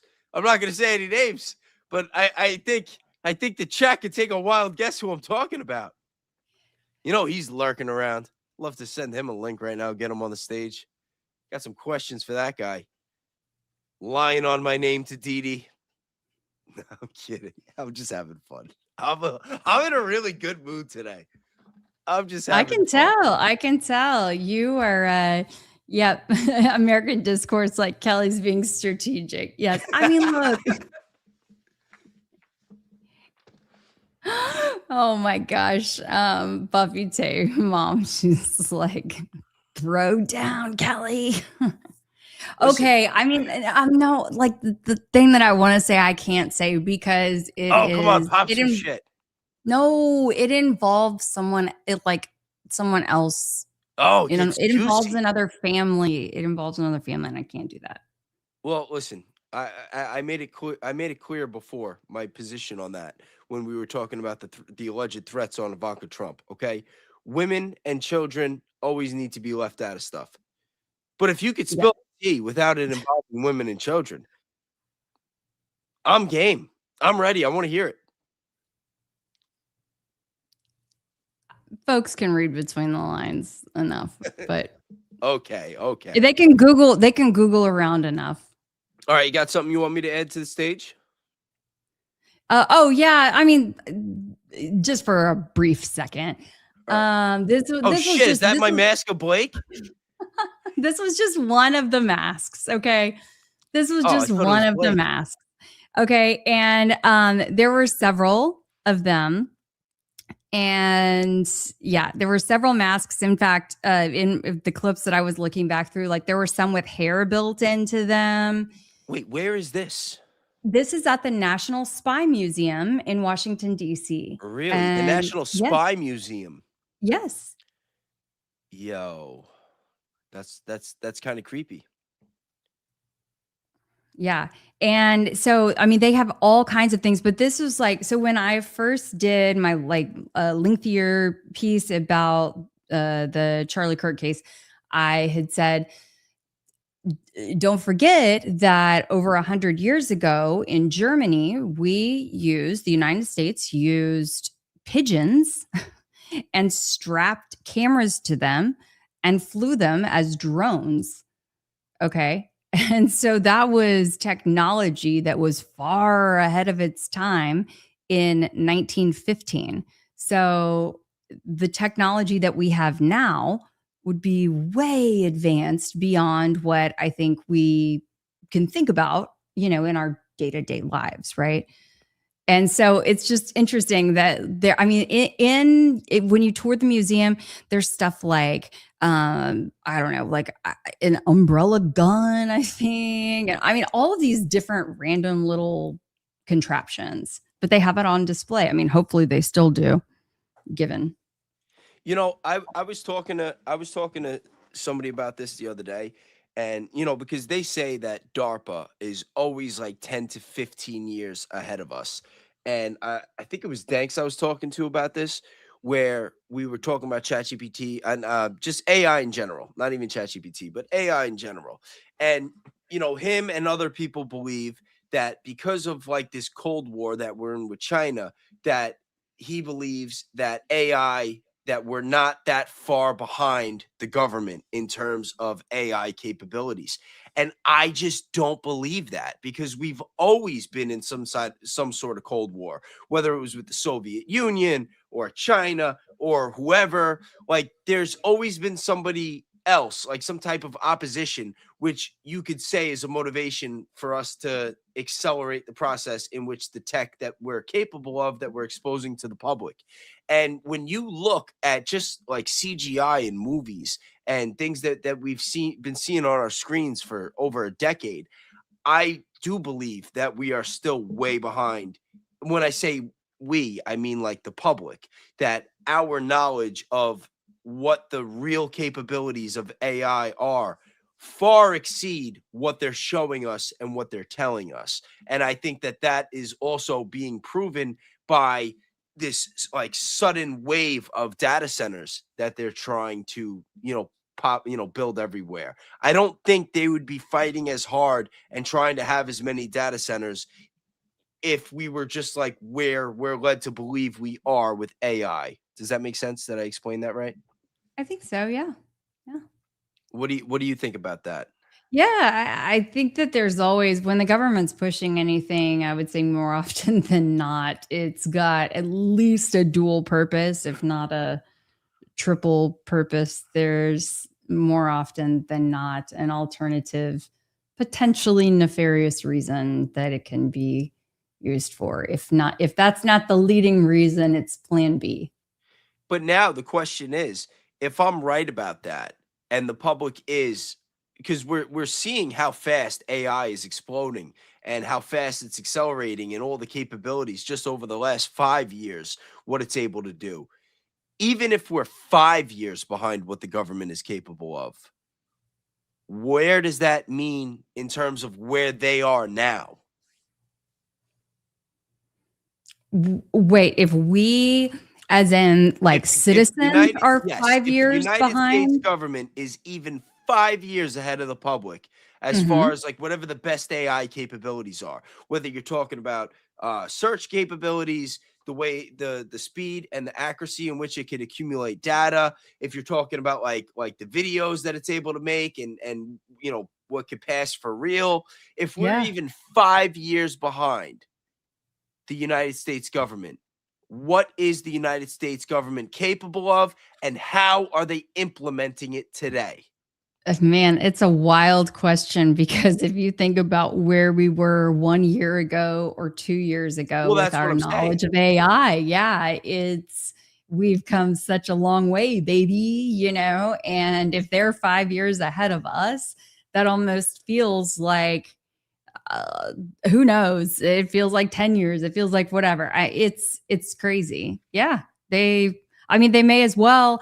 I joke with one of my friends this week. I said we were thinking, of course, the same thing at the same time. And one of us had something pop up on our phone, like, I don't know, as we were as we were watching this video together or something that was also something we'd been talking about. And it's like, well, they've got the chips implanted in our brains without even having to put it in there. I mean, it's just, obviously that's a little far-fetched, but not by much, perhaps. Well, I mean, apparently Bill Gates, he has these like little patches that, once you strap it on, they get some kind of nanotech in you for life. It's And scary. he's trying to link it so that all of like your medical records will all be linked. Like he wants it's like they want to get it to the point where we're the computers, where they can just tap into literal like us and get all of our information, our medical Yeah. records, our banking information, and whatever data that they want to accumulate on us, where it's like they just literally scan us from a distance. Like not Yeah. even up close. It's not even like people used to, when I was a kid, the whole conspiracy theory was the RFID chips. I don't know if people remember that. They used to say Yep, that we I were all remember going to that. get these little chips in our hand and you'd be able to wave it and open up doors with it and you'd be able to just scan your hand and pay for goods. And then it didn't happen. People were happy that we weren't getting chipped. And now it's like they're still talking about doing something like that, but they don't even want to chip us. They're trying to find other ways to implement it into us where it's not like a physical thing that's there that you could just cut out, that once you absorb it, that it's in you, it becomes a part of you and there's no going back. And when you look at everything Bill Gates has been into, all of the people that we now know that he was affiliated with, and just everything else with this guy, whether it's this disease, this answer for that disease, all the farmland, the fake meat, the stuff he's trying to spray in the crops. Like, not only do I not want anything this guy has anything to do with anywhere near my body, I don't understand how he's not being investigated. Yeah. I saw that Valhalla had said the government's tech is worse than you think. Keep in mind, the most brilliant minds don't sign up to work for the government. They work for $80,000 a year. Instead, they work in the private sector. Just saying that from someone who had access to the best military tech that we have. I could certainly see that at the same time, and I had just written this into the chat. I mean, that's where those fat government contracts come in to play, Yeah, and Or, it's funny works too, in and this is why tandem. I try to be transparent and stuff, because like when you get some people that make this type of content and they talk about stuff that they're interested in, and you get sometimes people that like don't really know their shit and they want to sound smart, they want to sound like they know what they're talking about. Like me, I'm not that guy. I tell you guys what I've heard, I tell you what I know. Like if I'm really sure about something, if I've really done the research, I'll make sure to put emphasis on there. But like I'm not an expert. Like I'm just like shooting the shit right now, but like I've been watching a lot of Valhalla for the past 6 months, and when it comes to anything military related, like he has not steered me wrong. I've never seen a video from Nate that had something to do with the military, and then I'm like double checking it and cross-referencing it with AI, and it's like, oh, that's bullshit. So when he says that, I take it for where it's coming from, and that's another thing that gets messy with online is you get so many other people that don't know what they're talking about, and they'll just like spew nonsense. And a lot of people don't really know the difference sometimes, which is scary, especially when it's the people like Nate that end up getting, the plug pulled from YouTube, where you get the streams cut, you get the little suspensions. It's usually happening to the people that are trying to tell the truth. But yeah, I definitely want to spend more time doing research into all that. And yeah, Nate, we definitely got to catch up on the phone soon. I would love to hear your input behind the scenes on it too. All right, so what do we got next, Kelly? What did you want to talk about tonight? We already got caught up with TPUSA. I touched on the other topics a little bit, but I didn't go that deep. What do you know about the chapters that I didn't get to in that Danks video? Because Danks was covering another video. I don't know if that was that the video that you had been telling me that you saw, or that was a different one. Yes, yeah, that was the video. And then I had just looked back at the original South Mississippi video that he was referencing from the reporter, small town, which interestingly enough, that's where I started my TV career after college at WLOX. I did call the station today trying to reach the reporter, but he's off on the weekends. So I sent an email over. Hopefully I can connect with him. I would love to get the kind of inside scoop to see if he had any other follow-ups, any other feedback from TPUSA after doing that initial story. I believe it was December 1st. And maybe I can pull that up. I hope that they were a lot nicer to you over there than you said Megyn Kelly was. Yes, of course. Yeah, no, I did a lot of great work for them. It was right after Hurricane Katrina, and oh wow, yeah, there was a whole back. It was 2006. You don't want to know what I was doing during Hurricane Katrina. Yep. Dude, what were you doing? I was getting into all sorts of shit. Really? Yeah. Yep. I'm not going to tell those stories on stream, even though I got the statute of limitations on my side. Oh my gosh.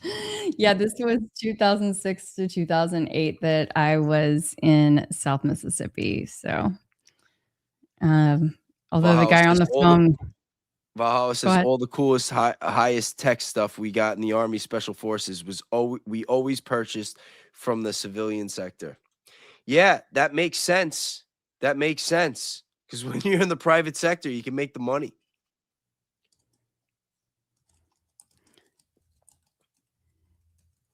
So we can actually, if you want to, I'm pretty sure we can play this original video story. Yeah. Let's go. Nobody else has done this, so it might be kind of fun just to look at it.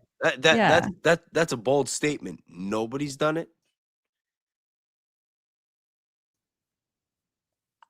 I mean, I don't think so. I haven't seen anyone else do it. Guys, don't mind sorry, me. I was trying to search. I might have had a little too much punch tonight. I'm not gonna lie. I had a good night though. It was fun. That's good. I'm proud of you. Thanks. I didn't put in all the work though, but thank you. I don't mind taking the credit. Okay, give me just a second. I am. And then my sister was a little tipsy. She said she wanted to be a guest on the show tonight. I had to kick her out and send her to my mom's house. She's probably in the chat right now. I told her maybe next time.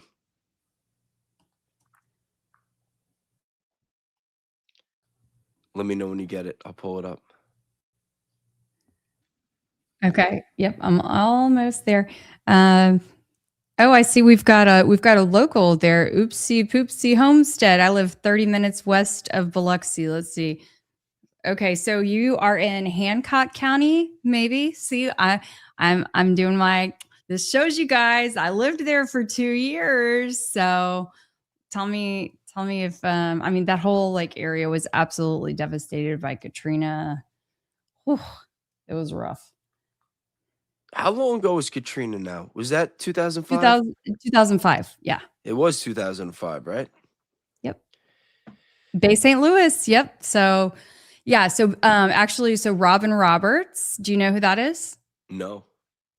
Oh, I'm just sitting here right now, like realizing that Katrina was over 20 years ago, and that kind of blows my mind.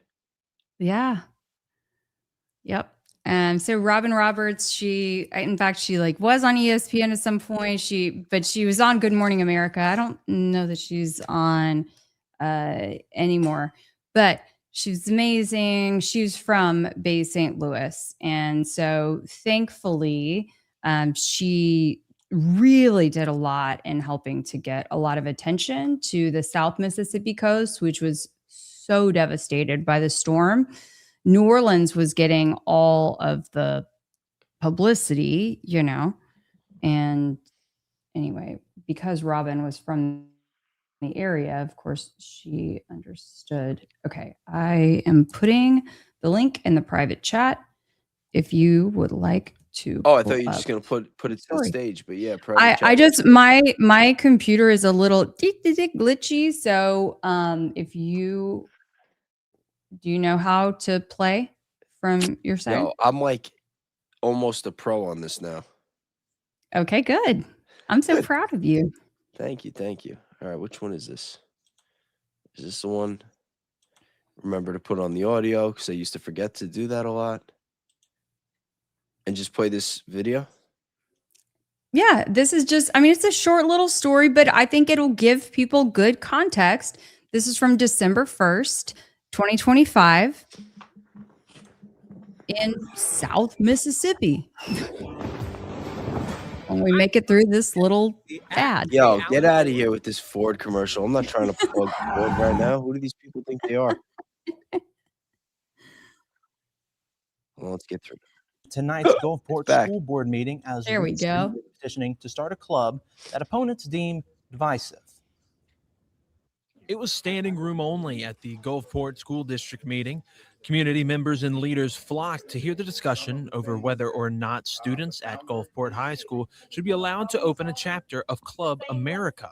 Club America is a product of Turning Point USA.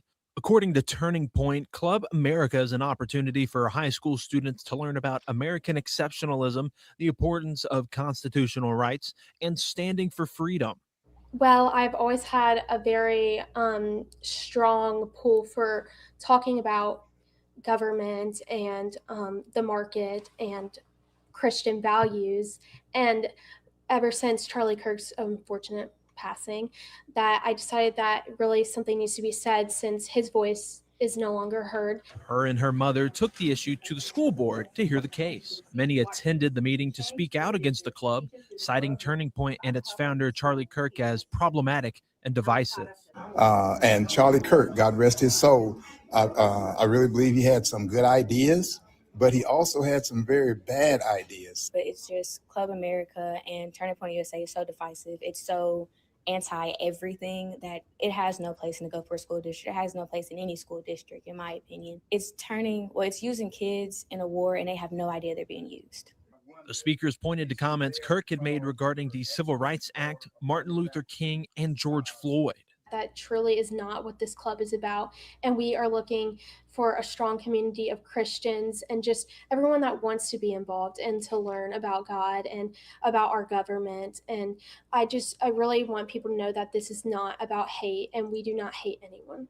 Charlie Kirk is right when he says that when we stop talking, that is when violence starts. And that is why this club is so important, that we can talk. And that is why we needed to be a part of Gulfport High School. Interesting. And so if you scroll to the very bottom of I think it's the reason why I suggested playing that is because I think that it's very important that we hear from folks outside of just our like YouTube, X, whatever social media bubbles. Okay. And this is what this community was feeling about this organization, you know, on December 1st. I just think that there's value in that. Again, context. But if you look at the bottom of that article, it says WLOX reached out to Turning Point USA regarding the website's information about chapter locations in South Mississippi. But it down Trigger Smart's comment. Okay. I'll put that back on the stage. Sorry. I X'd out of it quick. I didn't realize you were gonna ask me to say to play another part of it. Is this the right I one? just wanted to make sure that people absorb that part, that the It's right here. significant. WLOX reached out to Turning Point USA regarding the website information about chapter locations in South Mississippi. Oh, sorry, it was just, and I read I scrolled down a little bit too low, but According to clubamerica.com, there are over 20 Club America groups in Mississippi, including at St. Patrick Catholic High School and Biloxi High School. However, the map shows incorrect addresses for those schools. Officials at St. Patrick Catholic High School told WLOX there is no chapter at the school.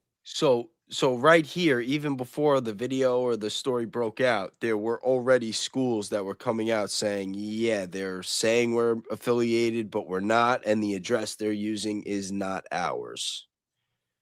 Right. This was back December 1st, and the UNF America Tour video that just came out on Thursday or Friday, that referenced this and other issues with Club America and the college campuses. This is proof that, there were already issues being randomly uncovered at the local level by reporters, just kind of in their day-to-day reporting. Interesting. Do you want to comment on that comment I pulled up from Trigger Smart? Yeah. So I was just kind of like putting my finger up in that I did want to get to that. I left it up for a minute because I didn't want to lose it. No.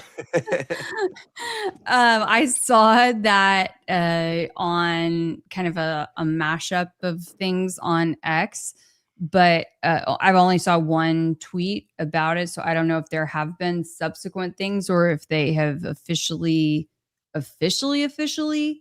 linked him to it, other than that he is from Boise and there was an event in Boise. Gotcha. I mean, there could be, I don't know. I'm going to need to see something more than that. Well, that's good. That's responsible of you. Y'all see how I roll. Hey, look, I'm tough as nails. When I get you, I'll put the full court press. Don't get it twisted. That don't mean I'm soft. That's funny. Hold on. Let me pull this up, because before when I was referencing the mask, somebody tagged me in something on X. Let's see our old buddy Sleepy Joe. Because we're going to change the way in which, because the technology is changing, way. where farmers can make a lot. Is this real? No way. No, his face isn't even the same complexion as his neck. This can't be a real video. That'd be too much. A lot of money, not just growing and selling their crop, but with crop cover, with dealing with absorbing carbon, with setting up, because we're going to. Yo, is someone just trying to mess with me? Look at this. Wait, I'm like pointing the wrong spot. Look at this. No way. That ain't just bad makeup. That's not just bad. No, there's no way. There's no way. This can't be the real video. This has to be edited. Hold on. What did you pull it? Way they would air this at the bottom. What's the source? What's the source of the video?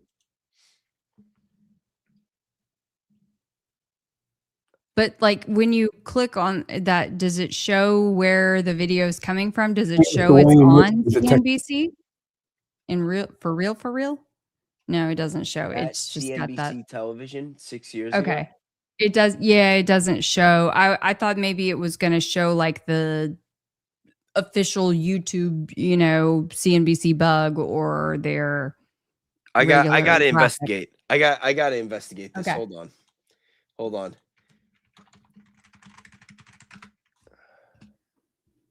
Let me see.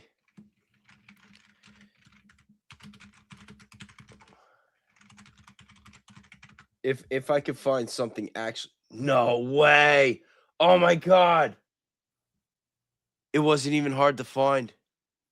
This can't go away. This Mr. can't. Vice President, thanks for joining us. Thanks for being out here. Thank you. Thank you. How's that bus tour? You had a wild exchanges with. Oh, that was actually a little bit of fun. The fact is that we have a great bus tour. We've about 660 miles. We're going to day 6. We've had a couple thousand people show up. They're enthusiastic, and it was interesting the response to the crowd when that fellow spoke up. Let me ask you a little bit about how you get your program passed. You've made the argument. And what people have now seen. Oh, shit. Okay, that must be what I was thinking. Yeah, Maybe this that's is what I from was this thinking one's of. from CNBC. Okay. This is the video. Yeah. See, it's worth it to verify sources, right? Yo, Chad, are you guys seeing this right now? This is from 6 years ago. This is 6 years ago. Someone said it's lighting. That's not lighting. What do you do? Okay, well, just keep either watching it or skimming through it or something. Disaster for the middle class, disaster for them, and that there's plenty of room to be able to do things that make a lot of sense. That's why, look, I have always been of the view that the tax policy is not about punishing people. It's about giving everybody a shot. Giving everybody an lighting equal my ass. prospect. Lighting my ass. And so when hold on. That's you lighting. guys. Listen, I'm not sitting here looking for a conspiracy, but get the fuck out of here. How do I zoom in on this? No, that's not it. See, I'm so retarded. I don't even know how to zoom. I'm just going to take a snapshot of this. That's lighting. Yo. Lighting my cock. Part of my Hey. Okay, so people were really they're like lighting. Okay, I see some not lightings. Listen, there's no way. I'm posting this screenshot on X and Facebook, and we'll get to the bottom. It's not lighting. Look, if you pay attention, the same spot is lit up. Lighting. He's got like a Hulk Hogan tan on his neck. Giving everybody a shot, giving everybody an equal prospect.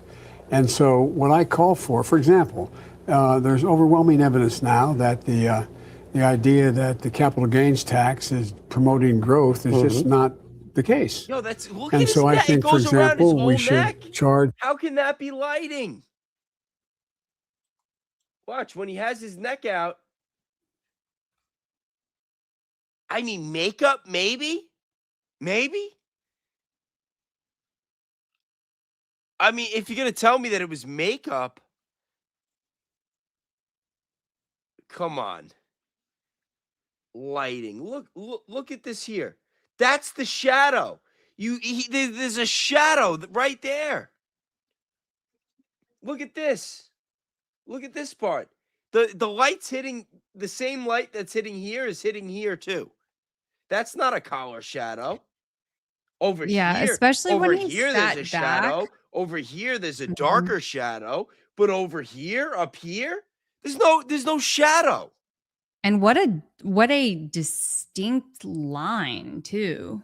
Oh, hold on, Trigger Smart. I know. I after seeing the magic that Trigger Smart worked on Danks's camera setup, I will take his word for it. If Trigger Smart is saying that it's light from below the collar line, I will consider it. Okay. I will not say that I'm sold, but it's just weird. That's weird. I don't know. We got to play it a little more. What I call for example, there's overwhelming evidence now that the idea that the capital gains tax is promoting growth is just not the case. And so I think, for example, we should charge people the same tax for their capital gains as their tax rate is. I think we should raise the tax rate back to, for example, I take it back to where it was before it was reduced. It could go higher, but at 39.5% or 40% basically, if you have that as the capital gains, that raises. I brought along, I'm not going to bore you with it, but you've seen it. I brought along the graph as to how much money each of these things raise. Nate, come on. What do you think? You think it's a shadow from the collar? Yo, it's weird. It's weird. I don't know. Listen. every angle that you see, and when he moves and when the camera's changing angles, it's the same exact spot that looks light and the same exact spot that looks like he's got like a Hulk Hogan neck tan. In that graph. But I think they're all realistic now. I think the possibility of saying to people, look, we ought to start rewarding work as much as we do wealth. And you have a significant number of Republicans who aren't multimillionaires thinking that makes a lot of sense. Kelly, what do Let you me think? go back to the divisions. Yep. A few years ago, after the Affordable Care Act passed, I interviewed President Obama and asked him. Look how much different it is for this guy, though, where it's like not just by party and moves ideology. naturally. His shadow. It moves look naturally. Here. Look at here. Why would it be such contrast? Look at over here under his collar. Like you see the shadow there, and then over this part of his neck, the complexion matches his face. You see, and the over shadow here, there's a moves shadow. naturally as he's speaking. You can kind of see these like small little parts in his neck that are shifting as he's breathing. The shadow is shifting. And you could tell that they have bright lights there because you could see the shadow, you could see the light glaring on his face. But there's a consistency between the complexion on his face, the complexion on his neck, and the areas that are that have that collar shadow. Like this right here is clearly a collar shadow. But let's get back to Sleepy Joe. And he said, no. People are going to see that And look, if you notice while you watch him talk and move around, the shadow is moving. It looks natural. The Affordable Care Act benefits white and black alike, and that is a way that's going to bridge that divide. It didn't happen. Do you think it will be easier for you to do that than it was for him because you're a white man? No, John, I think it did happen. Look at the 2018 election. I went into 24 states with over 65 candidates on health care. The thing about Barack was, I used to always say to him, we ought to take a victory lap on what happened in Obamacare. No, see there. We said we don't have time. Everything but local. Come on. Where's the shadow? Now I'm back shadow? to the other side. Okay, now I'm back to the other. You think it's a collar shadow? Now I'm back to thinking that it's the lighting, and it's very unfortunate. You think that's lighting? Just keep going a little bit, and then Jordan. Okay, then in our private chat, I put a link that with another interesting video. But keep going. I don't know. And listen, I'm not Just even like I'm not scroll even saying that I through think it's just a little bit. 100% mask. I'm saying it could be makeup. I could buy that it's makeup. But that's not natural. Oh no, it's buffering. They're on to me. Okay. Well, we've created enough of a stir, and the chat has certainly been interested in this debate. All right, what do you got in the private chat for me? Okay. So this was, I think, Jordan, who is very into lighting and has worked in the theater world. He sent it's very quick. We'll check it out. It's a little GIF video. Yeah. Yo, some weird shit though. Somebody did him dirty. Okay, so this is just, again, to show the difference that lighting can make. Same person, but Trigger said he has a real neck up on his competition. He's got jokes. All right, it's a little something.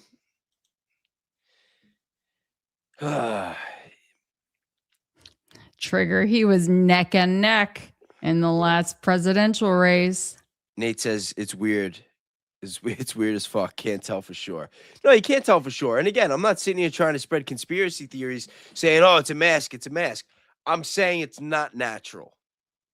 It could be makeup. I mean, they put makeup on these guys, I guess. I mean, look at JD Vance. That guy wears more makeup than RuPaul. But you can't tell me that's just the shadow. Like that's a hard sell for me. I'm a little bit more of a skeptic. And as I scroll around, oh, I got to show this part. Because it's the same exact spot. Like if you look on his neck, like it's easier for me because I'm like the one clicking around. But there's a real consistency with the inconsistency, if you know what I mean. Yeah, let me go full screen on this. Like, look. Like, this is the shadow. Like, this little spot here, that's the shadow. But this line, like, this is a line. That is not light. No way. Like, his neck is up. You know what I mean? I'd be surprised if somebody kept their job after this interview. Yeah, this is weird. I mean, and it could be the kind of thing that they're just fucking with us. Yeah. I think it's that I don't know, middle layer that he's got on. That's kind of like one of these that may be casting the shadow. Maybe that it's not even necessarily the collared shirt. I can't quite tell, but anyway, one of his little layers. But hey, I screwed something up. it's fun to talk about. Yeah. How do I get out of this? And yeah, I talked about lizard folks this week as well. I'd shared on X a photo of Erica from Amfest, where you can see, what looks like a tail. Looks like a tail? Yeah. No, Man. stop. Erica Kirk having a tail? Yeah, man. Was it a tail or a dick? You've been snoozing on my X, man. That's where I post like all this good stuff. I told you I've been unplugged. I've been detached. I've been touching grass, as the kids say. Okay. I've been trying to like keep my soul cleansed. I can only deal with all this darkness in the world so much for so long. It's like after a while it kind of gets to you. I gotta like disconnect from it a little bit. Oh, you got a special guest. Got a special guest. Buddy, you're supposed to be sleeping, man. Look at Okay, let's see here. I'll grab I'm setting a poll.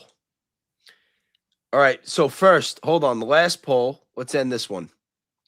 I said, what happened? Like, what was the truth with the Ivanka Trump story? Was it fake?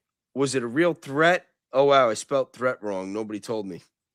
Yo, I'm like the typo king. All right, so what really happened with Ivanka Trump? Fake, 65% think it was fake. 21% say it was a real threat, but not who they say. And then 14% just are going with the narrative that the threat was legitimate. Start poll. Joe Biden. Mask. Lighting.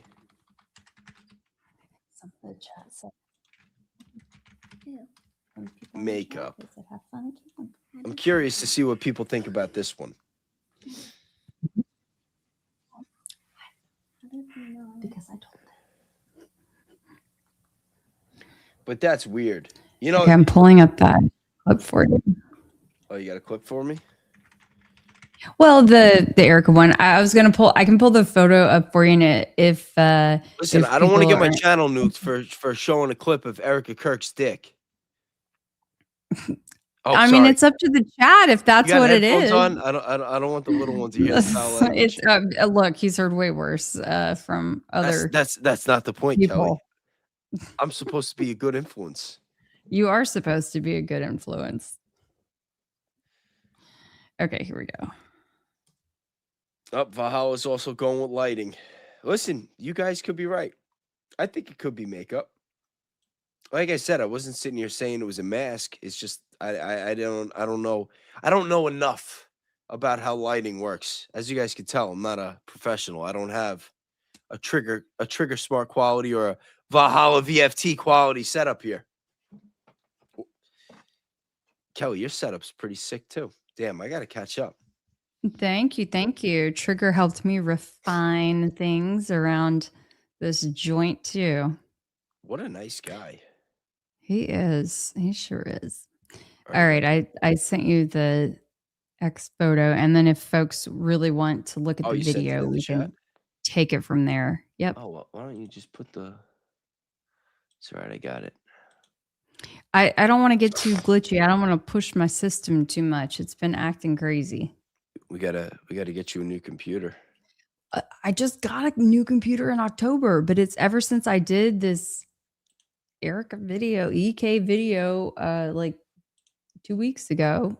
Everybody, if you have children around, yeah, come on, this ain't real. It is real too. I took it straight from. There's no way. I promise you. Okay, No, fine. You're come gonna on. Come on. Okay, I'll pull it. I'll pull it straight from the video, the Ampfest video. Watch me. You want to make a bet? Her body's not even aligned. Look at her body here, and look at this. It's not even lined up. It doesn't mean that it is. Look, the video is real. It is straight from Turning Point's website. It could be an optical illusion. It's perhaps optical illusion. I'm just saying. I think they're just feeding bullshit because they were hoping Candace would play it. Every now and then they're gonna give you fake news. You got to look out for this stuff.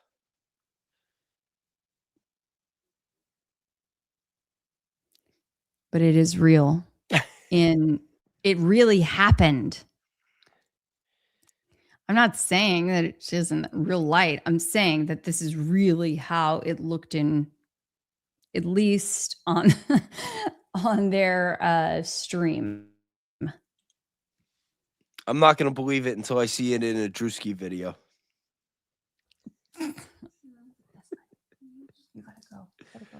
Oh, man. Chat, come on. Oh, Baron talked about this too? No way. Really? That's what someone in the chat said. Yeah, I looked. In fact, I see Buffy Tay mom said her jacket was not that long. No. So this is an Alice and Olivia suit. I actually looked it up before I ever shared any of this. This is an Alice and Olivia sequin suit. I wanted to make sure that there wasn't sort of a tail to the suit, that there wasn't any kind of extra fabric at the end. Nope. So, in your professional opinion, do you think that Erica Kirk is a lizard person? Look, okay, the whole lizard thing it's a conspiracy thing, right? I believe that she's from my opinion and personal beliefs and the research that I'm bless you continuing to put out, I believe that she's something along those lines, and I'm getting further into it with the investigations that I'm putting out. In case anyone hasn't seen my piece, Erica's Exit, tiny little plug, you should definitely watch it. Bayes covered it. Plug away. Thank you. It was, I think, really well done. And no matter where you're at in this investigation, whether you just started taking interest in it or have been there since day one, you can learn something from this piece. I'm willing to bet. And yeah. So I've got Trigger Smart says more. If you see her in a bikini, there's no way she has a tail. Okay, I challenge someone to pull up a photo of a legit photo of either Charlie in a swimsuit, or Charlie in a swimsuit and Erica in a swimsuit. I have not been able to find either of those. What do you mean? What about Erica Kirk at the pageant? Well, in 2012? Them together. Would she grow a tail after she met him? There was a shift in her, I think. So you don't think it's the same Erica, or you think she transformed? No, I just think no, I'm not saying she transformed. I'm saying like I think there was an escalation in certain aspects of her. An escalation out of her ass? I'm not talking like I'm being real. I'm asking you serious, but we're talking about the prospect of Erica Kirk having a tail. You can't expect me to be totally 100% serious. Okay, there's going to be a comedic tone and presence coming from me on the subject. Okay, I did not have a response for that. Maybe I should have just kept my mouth shut. No, what are you talking about? This is great. This is great. This is why you're here. Tell me more. The chat's loving it too. Oh gosh. No, I mean, I think that there are parts of there are things about her that shifted once Charlie was in the picture. But all of that to say, the reason why I was looking, maybe the power grab and all of it, right? We could say all those things. But I was initially looking for them having like there's one clip where she says that they went on a cruise. And so I'm like, surely I can find a photo of them being on the beach or being on this cruise deck or something like that. Haven't been able to find that. Because she said Charlie hated the cruise. Hated. Actually, in fact, it's the two of them talking. He hated it. He does not like being in confined spaces. I don't like being in confined spaces. I hate that shit. I've never taken a cruise. I'm not gonna lie. Not gonna lie. I don't like planes either. Although I've flown a couple times. Actually, I used to have a big fear of heights. I don't know why. When I was young, I had no fear whatsoever. I could climb up anything, and then something happened. I used to smoke a lot of weed when I was a kid, and I used to like do a lot of free running and like climbing on high stuff and jumping off.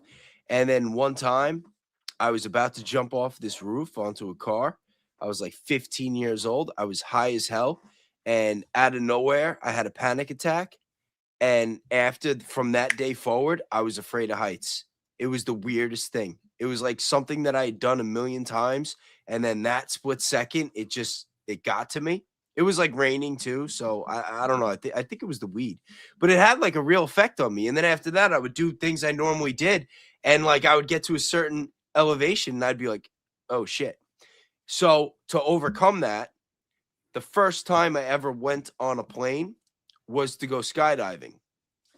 And no, I was still afraid of heights after that. Really? You didn't like skydiving? I love skydiving. When the free fall is amazing. When you jump out of that plane and you're just going down, it's like you're racing God. It is the best feeling in the world. But then the second you pull that parachute and you're just floating whatever amount of feet that you are up, and you're just like sitting there, like just drifting down. I'm like looking down. I live on Long Island, so I just see cars everywhere, and it's like this little patch of grass that I got to land on, and it's tandem. I got somebody with me, and we're like pulling the things, and I'm just like, oh my god, I'm gonna be roadkill. I'm gonna land right in the middle of that road, and that's gonna be it. Or like a bird's gonna fly and pop this thing, and I'm gonna be screwed. But no, I made it down, and that was the only time I ever went skydiving. The next time I was on a plane, it wasn't for, I don't know, maybe like 4 years. I've only flown like a handful of times though. Yeah, that's my totally random story. What about you? You ever go skydiving? I have been skydiving once and I absolutely loved it. I thought the experience when the instructor or the person who was going tandem with me, when he pulled the chute and we stopped, I mean, I remember it being really abrupt. And I remember having just this overwhelming sense of just peace. I had tears in my eyes, not because I was scared. I'm very, very adventurous. And it was just this incredible rush. And oh, yes, we were in the Austin area. So it was, so scenic wise, but I mean, there are lots of other places that would be far more beautiful, I guess. But you could see forever and ever and ever and ever and ever. And what was most memorable to me was just how quiet, silent, just how absolute silence sounded like. Yeah. I don't remember it being silent though. I remember hearing a lot of wind. It was like there's a lot going on. They shouldn't have let you go if it was too windy. It was, I mean, well, like I said, I live on Long Island, so the water's right there. True. You're gonna have some wind. It was really weird too, because out by me there are two main skydiving places. There's the one where you got the big planes and everybody goes on together, and then there's the other one. I went with 3 other people and it was only 2 jumpers per plane, and you pull up and it looks like a little family-owned business in the woods. You got some, I get there and there's like some barefoot 12-year-old packing up somebody's chute. And I'm like, yeah, this is going to be safe. No problem. And literally when we went in there, they had us hold up our licenses on camera. Got some barefoot 15-year-old girl. And they're basically like having us say like, yeah, if I die, it's not their fault. And I'm like, yo, why are we doing this? Like at that point, it just did not seem like a good idea. And all the people that were jumping with us were all foreign. I had some like little Italian guy, half my size. Oh, you want to jump on the plane? Why do you want to do that? It's a perfectly good airplane. And I'm just like looking at my friends. I'm like, yo, we're going to die. Like, what are we doing? And then it was cool though, because we got on there and they actually let me steer the plane. Like we were all like hunched up, sitting like this, because it's like a tiny ass plane. And I was like sitting closer to the front. So he's like, oh, you want to fly it? I'm like, yeah. Like, what am I going to do? Say no? And I'm not going to lie. I did some crazy shit. I like cut the wheel. Like I was like trying to do donuts, but like in a plane, I like pulled it up, went down. And then it was actually my older daughter's mother that was with me. She was the other one jumping. She threw up the entire way down. I felt not the entire way. The free fall, she was fine. But the second she pulled the parachute, she was throwing up the whole way down. Puked all over the little Italian guy. It was kind of wild. It was kind of wild. So I I pulled up, for those who were interested in seeing the actual video, I sent to you in the private chat with the time code. You can start it just so that way everyone knows that The was one not at the an bottom. edit. There's like a couple links here. I don't got my glasses. Yes. Yep. You can Let's just grab go. it should start you right at the perfect. Oh my God. Wait, hold on. Is this the same? I gotta like compare. It's the same. Yes. I just had to like condense. Our church partnership since 9/10, we have over 8,000 we can't see it. partnerships and counting. Wait, please. We can't see it though. You've got here. Look, we're gonna have to pull the other one off the screen. What'd I do? Isn't this the one? We still see the photo. We don't see the YouTube video. Really? What did I do wrong? Sorry, guys. It's all my fault. That's okay. Good call. Wait, hold on. I gotta make sure I got the right one. But we could hear it. Yeah. All right, this is the one, right? We got it? No, I need my phone. Can I take it over No. Hey, Brock, you want to see a homicidal crazy lady with a tail? No. Go. Oh, hold on. Oh, shit. I'm like screwing everything up on my computer here. She's not homicidal. I wasn't even talking about Erica. I was completely kidding. I was talking about the woman that was making me show my license when I went skydiving. Amazing. God is so good.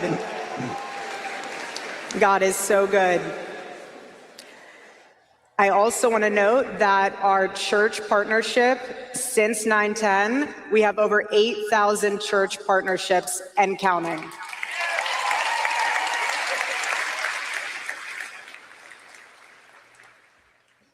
This one's very special to me.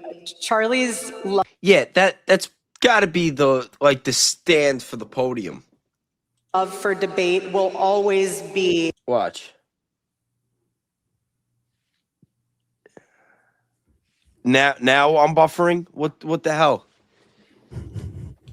Let's see this wretched woman. Yeah, look. When it actually loads up. I think this is like the leg for this part. I could be wrong. It could be a dick. Should we do a poll? It's unfortunate. It's unfortunate, whatever it is. Oh, what is going on? Why? This is a new computer, too.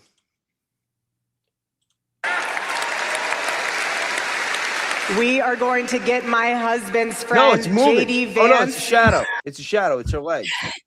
It's her leg. I don't know why it's reflecting like that, but it is. It's her leg. What It's opportune It's her leg double. timing though. Elected for 48 and the most resounding way possible. Yeah, because you could see like the doubling in her whole body here. Like, see, look, this over here too. Watch when she moves. False We are alarm, going guys. to get my Erica husband's doesn't friend, have a tail. JD Vance, elected for 48 and the most resounding way possible.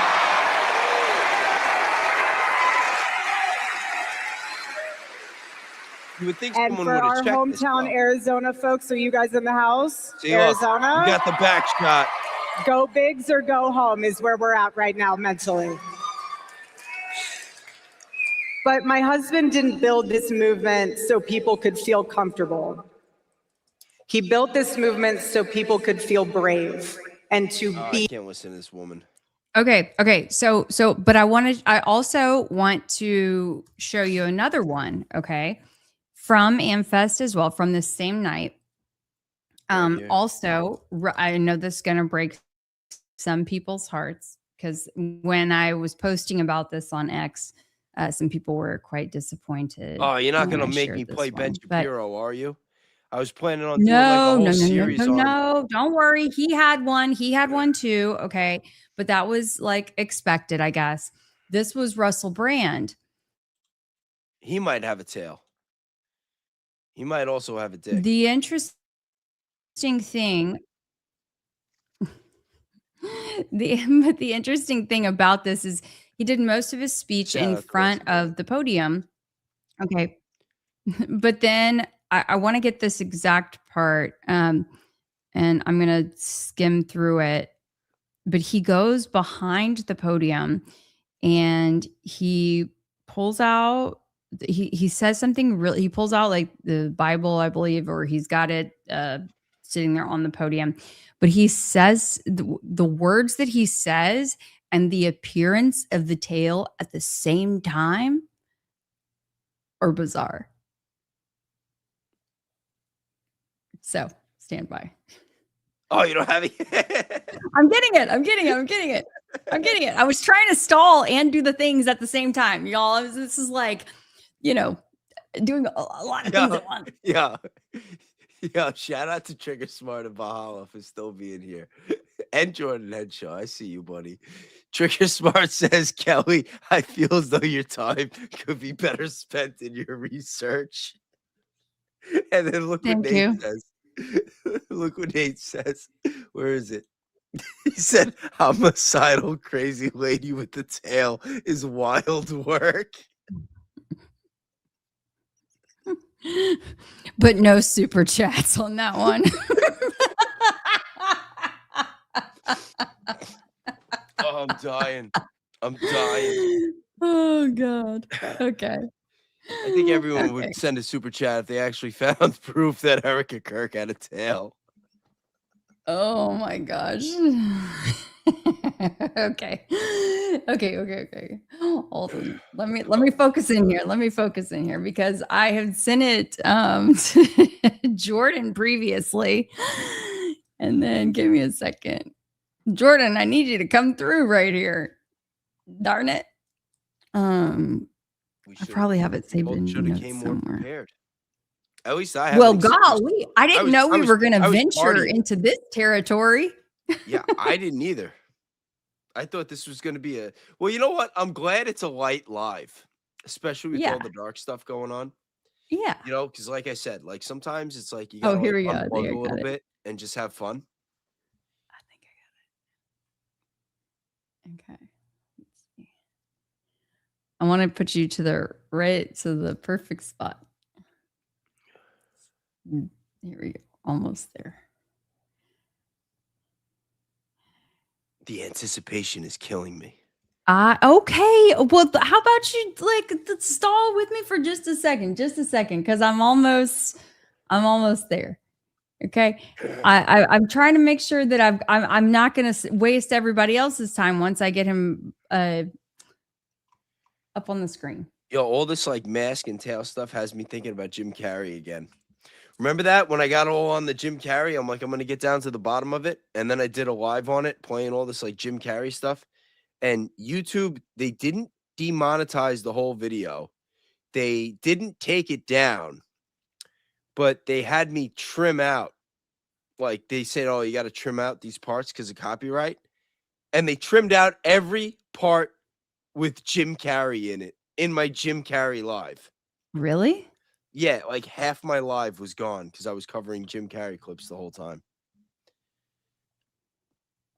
I was so disappointed. Yo, trigger smart. Now you're doing too much. Okay, here we go. I found it. Wait, read what Trigger said. I want you to read this one out loud. I am getting to the tail end of this investigation. That's right. Trigger, what you're over there, man. You are on a roll. Oh my God. Why just say you're getting to the bottom of it when you can say you're getting to the tail end of it? Okay, here we go. Nate's still watching this madness. You know he's drinking whiskey. I wish I had some whiskey. I'd be drinking too. I might have some punch left over though. You might need to. Here you go. Well, after this one, you might need to grab it because you're going to start. I just sent that to you, and you're going to start the clip at 1847. 1847. All right, let's go. Let's see. The moment we've all been waiting for.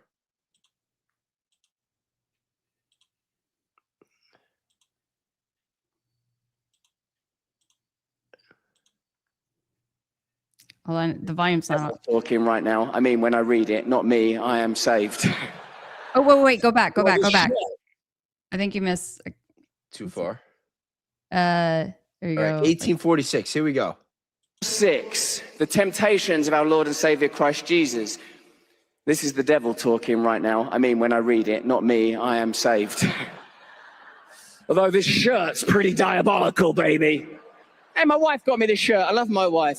Oh man, the tail comes out. Yeah, it's the podium. Parents it's the way everything's reflected. They're Christians, and I love them. I love Mary Perry. God bless you. Thank you for bringing that. That's a shadow. Okay, the whole thing going on with Biden's neck. I don't know. Okay, but what are the chances? All right, and then he goes back in front of the thing, and then it's standing. But he's like, man. Yeah, it's a weird. It's crazy. It's a weird podium. Right when he says, the hell, I don't know. Somebody did them. Maybe somebody just did them wrong. I don't know. I don't think it was malicious. Do you think that they did not do a test run with the lights down? You know, the overall lights down, the big lights on, standing in front of the podium beforehand. I'll tell you what, they swapped the podium to a different podium, a clear podium for the next day. Well, with good reason. What does that tell you? Mm-hmm. It means. They didn't want the tails exposed. They knew they screwed up. They didn't want the tails exposed. All right, let's look at this. I'm getting tagged and they're tagging me in the good stuff on X now. Let's go back to Joe Biden. North Carolina. And he was a very conservative guy who was very, very... Oh my gosh, that's a mask. Holy cow! He always had fights. North Carolina, and he was. I know that people have seen that video. I want to know, because I wasn't really like at the time when people were talking about like the different Joe Bidens, I wasn't really like up to date on that, following it. I thought it was just like a fun conspiracy theory. But people have told me that Joe Biden changed in height, that there was a tall Joe Biden and a short Joe Biden. Are you familiar with this, Kelly? Do you know what they're talking about? Tell me more. Tell me more. I'm asking you. Sorry, I just see Icy Ducks is asking if my chat was on here on live, that they weren't seeing it. I'm sorry, I don't know what to do to make sure that you can see it. What, your chat? You're live though. Well, I'm live, yes, but I guess they were just wanting to know if my chat was there. Anyway, let's carry on. Yes, I did hear about some Ivanka Trump. Oh, sorry. Well, a variety of discrepancies with the heights. I mean, I think it's possible to have stand-ins. Oh, there's definitely stand-ins. But the question with Joe Biden was there were reports that he was deceased early on, possibly before his presidency even started. That's much different than a stand-in. Sure. Did Candace? I didn't watch Candace's episode with Hunter, but did she I didn't explore? Can anyone in the chat tell us if she asked any of those tough questions? I thought that was a very random interview. Also, I was like, Candace is interviewing Hunter Biden, like. Yeah. It kind of came out of nowhere. Yeah, we could do this Joe Biden stuff all day. All right, so what's left? Because I got to wrap it up soon. What else is on the agenda? What else did you want to talk about tonight, Kelly? Let's see. Well, I know there were several important political runoffs this week. We have several in Texas coming up this Tuesday, and I mean, big deals. It's pretty crazy to see how much, I don't even know exactly how much money has poured into Texas over the John Cornyn and Ken Paxton Senate race. So these two are vying for the Senate seat. And really, you guys, like, it will impact, I think, if Texas potentially ends up sending a Democrat to the Senate based on which Republican gets the nod. That doesn't happen too often, right? Does not. It is very divisive. And I want to show you, just for kicks, okay? I don't know. Are you familiar with who Scott Pressler is? No, but I am TPUSA? seeing, and shout out to Angela in the chat, saying that Candace started at the beginning of the interview with Hunter saying she would not bring up his father. So that must have been a so those that were must the that ground must have been part rules. of the Those deal. were the ground rules. Yeah, that must have been part of the deal, Interesting. Okay. which would make sense. Well, yeah, you know, it's but to this race in Texas, and I know not all of our audience, of course, obviously, most of our audience isn't in Texas, but this does impact everyone because at the end of the day, this could shift dynamics in the U.S. Senate. Trigger Smart is trolling you right now. He wants to know if the Texas congressman has a tail. I mean, I have met John Cornyn in person before. I didn't see a tail in person. I don't know how they roll that thing up and tuck it. I'm not sure. But I'm not.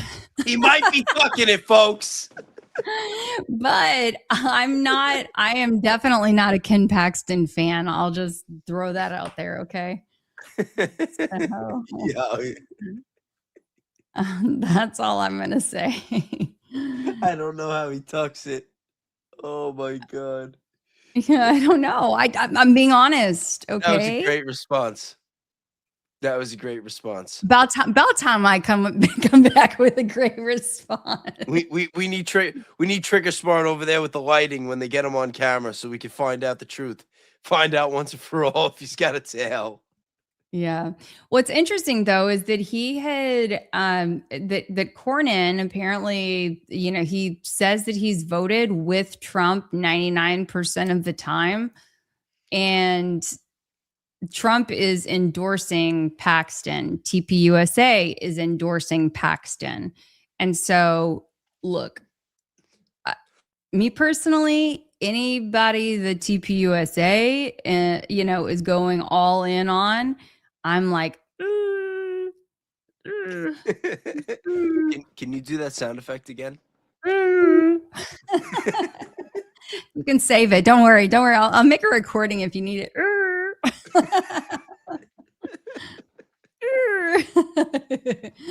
Yo, I'm dying. Yeah. Yes. So here's a little video. But yeah, when I saw this video earlier today, it made me cringe.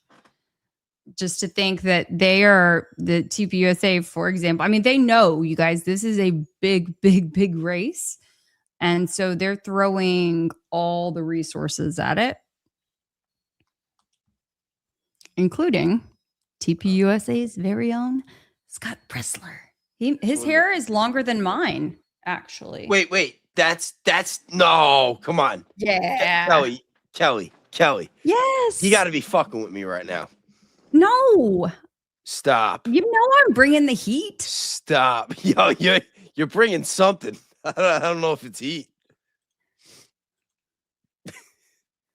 Wait, what's this individual's name again? Scott Pressler. Scott Yes. Pressler. With TPUSA. Yeah. Yo. Kelly. He's going to let us know they're hard at work. He might have a tail. Hey everybody, this is Scott Pressler. I am here in Houston, Texas. I've already done 2 events with Attorney General Ken Paxton. One in Katy over in Fort Bend County and one in San Antonio, Texas, Bayer. Because you see, all our Senate had to do was pass the Save America Act, the single most important piece of legislation that we, the American people, want, that 84% of Americans demand photo voter ID to vote in our elections. And you see, I started off diplomatic. I started off trying to work with members of Congress and reach across the aisle. And that didn't pan out. Our members of Congress still, with the time that they've had over the last year and a half, have not passed the Save America Act. And that is why are we watching? Here we are, after Louisiana defeated Senator Bill Cassidy. Hold on. We're almost done. Just listen. In 3rd place. This is important. Pass the Save America Act. Now, upon us is Tuesday, May 26th, and Senate Majority Leader Thune, when Attorney General Ken Paxton defeats incumbent 24-year Republican Senator John Cornyn, that is going to be the peaceful message that all you have to do as the majority leader is keep your campaign promises and legislate on behalf of we, the American people, or we are going to oust and repeal every Republican senator that doesn't work with us with somebody that will get the job done. Texas, I ask for your vote for Ken Paxton on Tuesday, May 26th.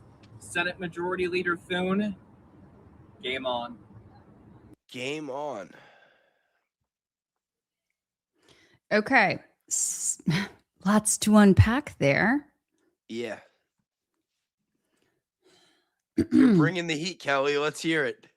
Okay, so for one, this Save America Act has been really controversial, and I can't remember exactly. I feel like, I don't know, I need to get a refresher on where Charlie was standing on all those things on Save America Act. But it is dealing with photo ID rules at the ballot box. And so, okay, like there are some reasons though why people feel that it is not beneficial. I think because other things have been like tacked onto or into that legislation.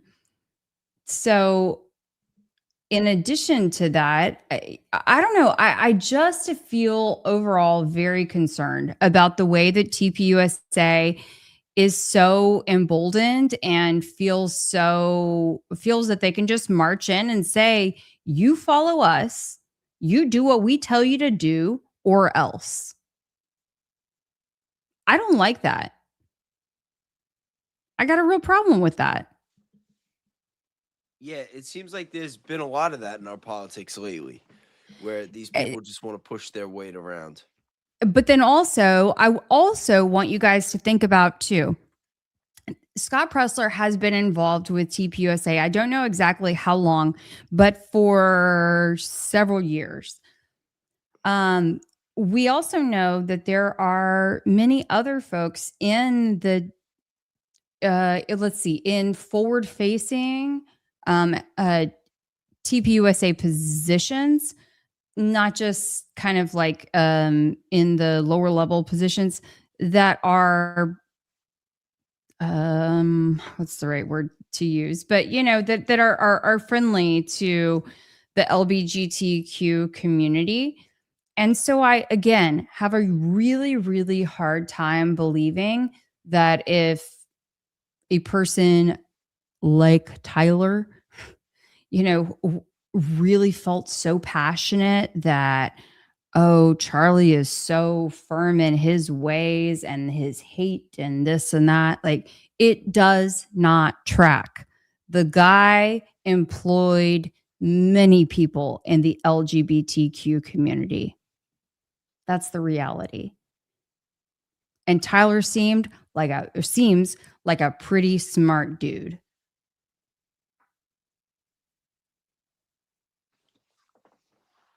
What are your thoughts on that? I'm thinking of all the reports of Grindr crashing at Amfest. Right? You know, there's been a lot of that.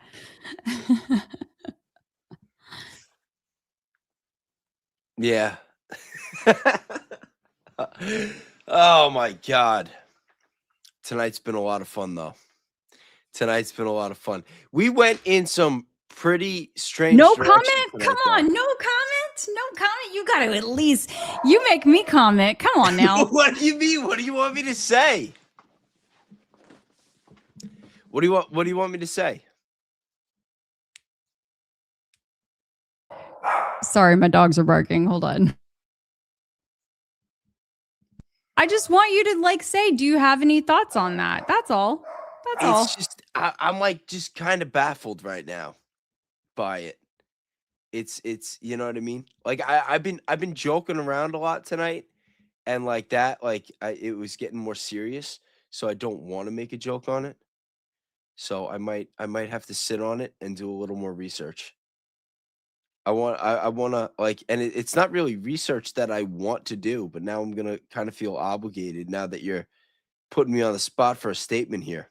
I might actually have to make a little short video on this, like a 10, 12-minute thing, and give you a shout out. I think it'll be worth your time because at the end of the day, this is just one more of the levels of hypocrisy of this overall narrative that does not make sense. Well, none of it makes sense. Everything that's none of it does. But I want people to understand a complete contradiction of what Charlie stood for. You know, not just this, but I mean, we've seen it with the war, like even having Nicki Minaj on stage, like not trying to bash Nicki Minaj, but like, you know what I mean? Like everything has been a contradiction. The Thomas Massey election, complete 180. Like I think I saw a clip of Blake Neff, was it, saying that if Charlie was here today, that he probably wouldn't have voted for Thomas Massey, that he was very disappointed with him for not sticking with Trump. It's like, really? Really? It's like the balls on these people with some of the statements that they make and picking and choosing what they think Charlie stood for and when, and putting words in his mouth. You know, like it's just everything I've seen from Turning Point USA since Charlie left the board has made me sick to my stomach. Everything about that organization. They should go out of business. They should get shut down for good. You know, and there are some people out there that get sensitive about that. Like, shout out to Lala Andrews.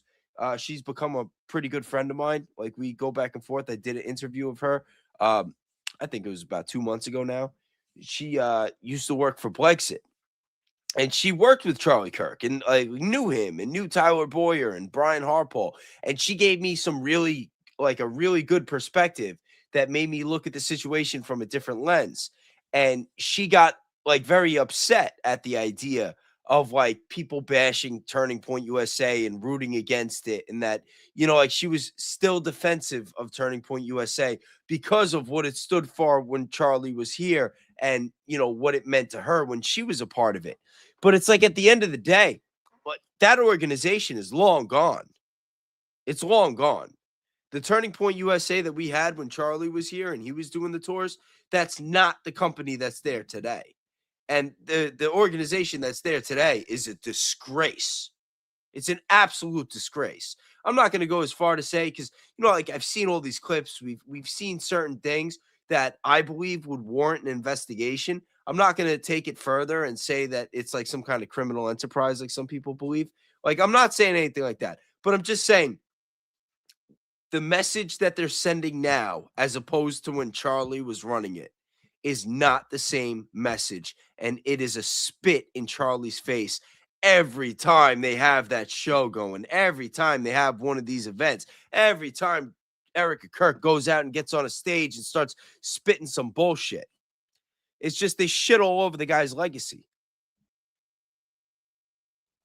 Yeah, I want to remind people that I believe that TPUSA, it's looking more and more every day that it was an op from the start. That much I believe. And I do believe that. And that Charlie was not oblivious to that.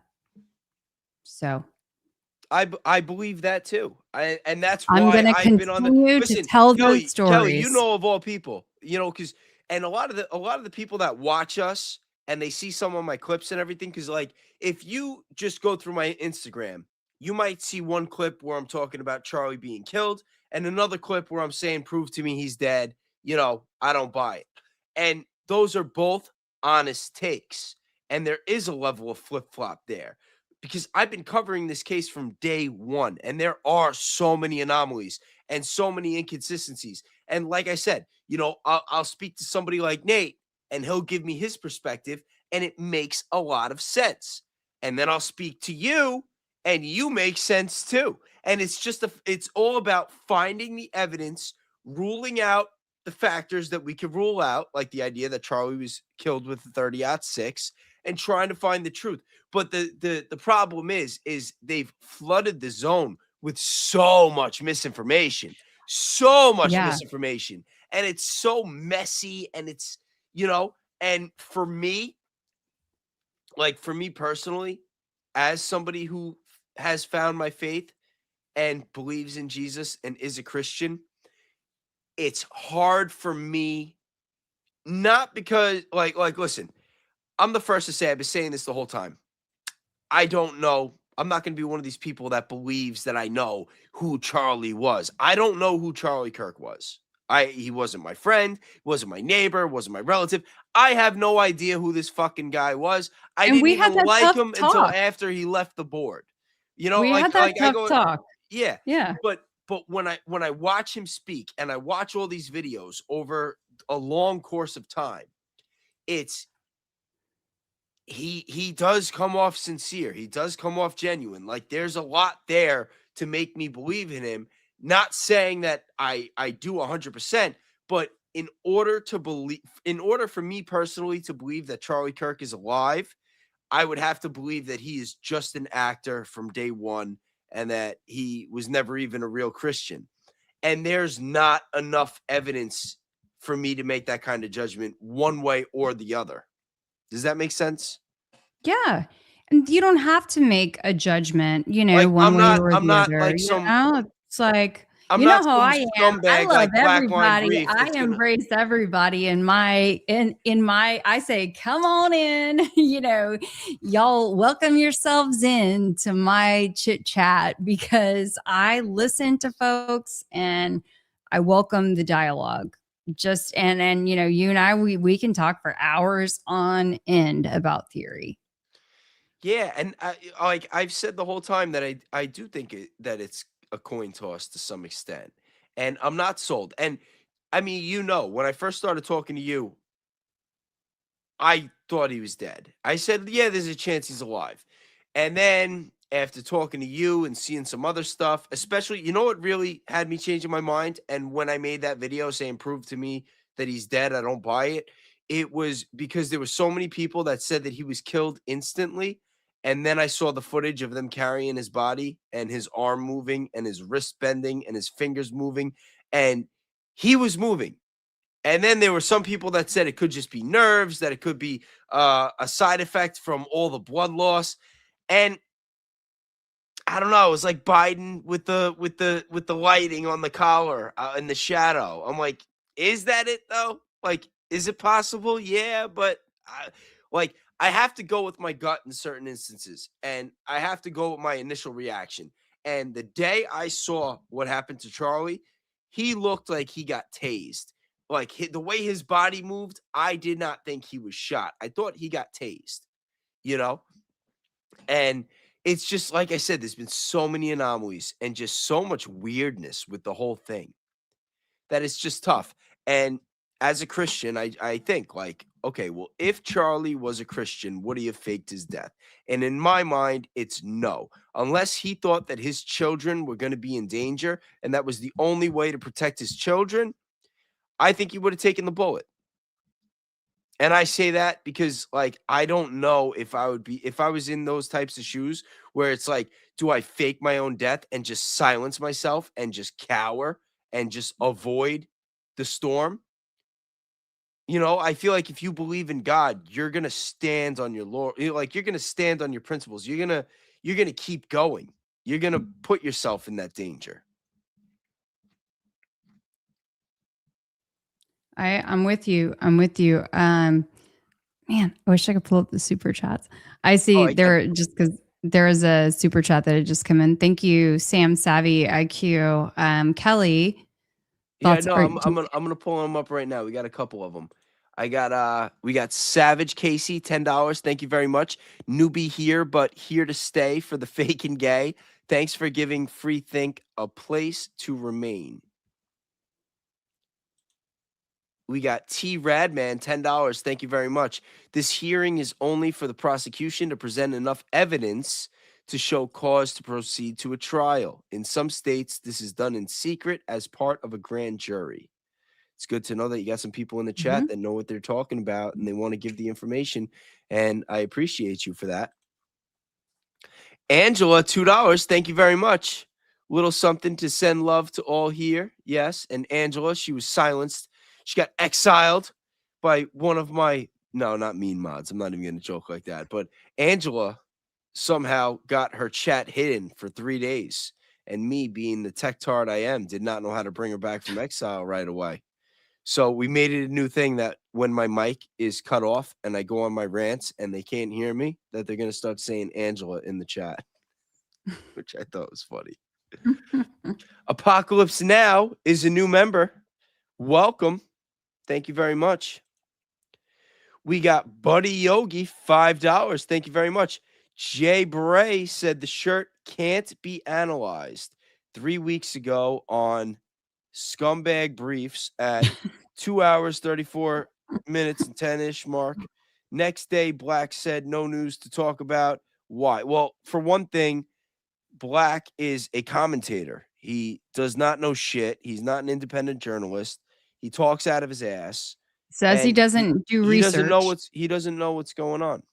So, yeah, there's that. And then we got Sam Savvy IQ, $5. Thank you very much. Kelly, you. thoughts on Charlie Kirk and Erica's last vid together on his show? She did not know her husband. CK kept correcting her. Did they really have a marriage? Is that the one where Erica didn't know how long they were married and didn't know the anniversary? There's just That so was many rich. dates. That was I mean, rich. there's just so many dates. You know? Like I can remember exactly when I've been divorced, you guys, for almost 7 years. I remember though exactly like when when I met my former spouse, when we got engaged, when we got married, and of course my kids' birthdays, like lots of important dates. There's so many dates. But you guys, you must consider and keep in mind they could both be ops. This whole thing could be an op. But at the same time, I think both things can be true. I think it could have been an op, and Charlie could have been. I'm not like trying to change your mind on anything, so I don't want anyone to take this the wrong way. Of course, but it could be possible. You could go into something that's an operation and think that something is too far, that something has gone too far, a line has been crossed, and try to manipulate the situation from the inside and get taken out. Mhm. I think that's plausible. I Yes, it 1000% believe that Charlie Kirk was some form of intelligence agent. I do. That's where you're at now. Yeah. I've been there the whole time. I've thought that Charlie was an agent and that Eric is an agent. That's not what I question. I question whether Charlie was a Christian and really believed in the things that he said and got killed for it. But if you're an op, that has to take precedence over that. Like, but does it though? Think about it. Does it? Well, if you get recruited when you're young, essentially you're saying that you're willing if I got recruited when I was 21, to, I wouldn't be the same person now that I am then. Well, but if that is your identity and that is your operation, okay, you are presenting as though you are A, B, C, D, E, F, G. You're presenting as though you are all of these characteristics. That doesn't mean that you are that at your core, your heart of hearts. No, you're right.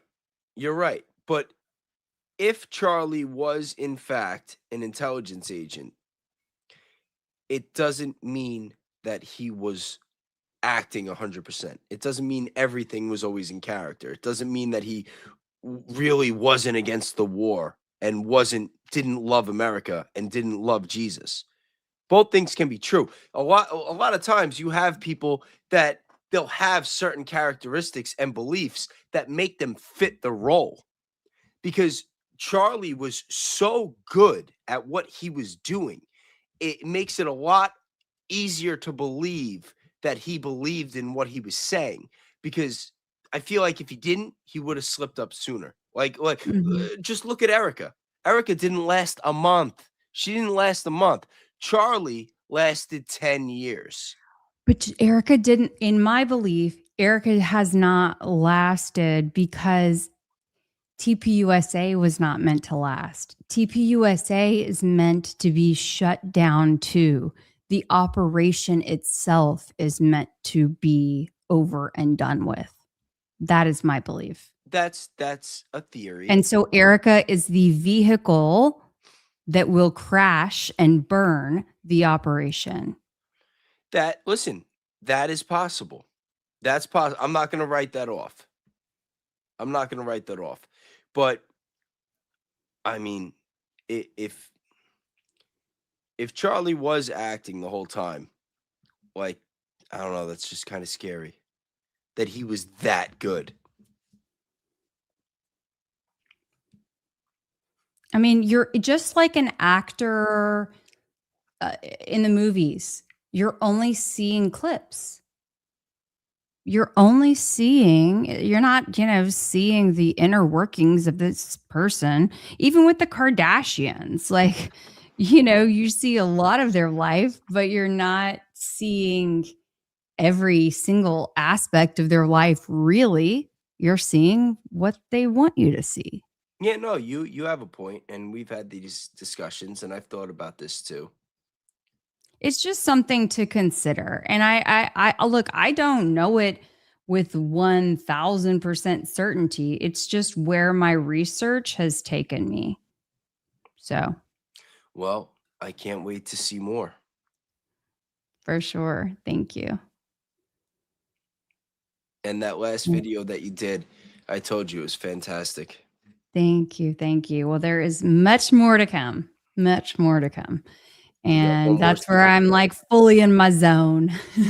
And Angela, $5 says, Kelly, you do amazing research. You are definitely onto something with your Erica Kirk series. Thank you. Can't wait for the next episode.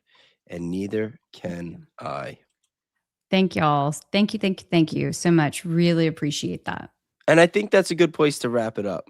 Yeah, absolutely. Leave them wanting more. Kelly, thank you so much for coming on and joining me tonight.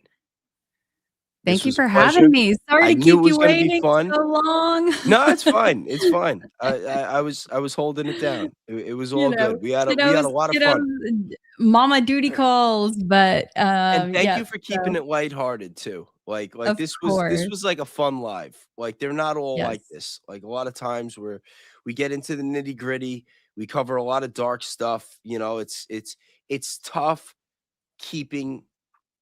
It's tough keeping like the spirits up and the vibe up when you're covering some of the types of stuff that I cover. Mm-hmm. So you made it fun. You made it light. The whole, does Erica have a tail? Like really? It took things in a different direction, but I had a lot of genuine laughs. And I'm sure that a mask, a tail. Now we know the secret sauce. Anytime we need a little boost. Tail talk works. Who needs a TED talk when you can get a tail talk? Okay. Yeah, I would love to get Trigger Smart on the phone and learn more about lighting. As you can see, my blue light went off in the background, and now it's like the light's beaming on my face. So I have a lot of work to do too, and I also need a little more convincing to believe that was just collar shadow on Joe Biden before, because that was weird. There was too much contrast there. But you got any more statements before we close out? Nope. I think I've dropped all the knowledge I have for one night. All right, everybody. Thank you so much for joining us on this Saturday. I will be back next week with Danks. Like I always say, be kind, be grateful. Hold on, real quick. When is your next episode on the Erica Kirk series? Just stay tuned, friends. No set date. I was trying to give you the plug. All right, no pressure. I know. You're trying to give me that good old push. I have something that I am going to drop within the next couple of days. That's a little more. That's a shorter episode, but still will be impactful. So again, they probably don't even know what my handle is because we don't have it up. It's Keli Rabon, KeliRabon. Well, I did put all of your links in my description, just so you know. And I got Danks on there. And also, you guys could check me out on Club Vatra. I'm not going to be doing an after party tonight.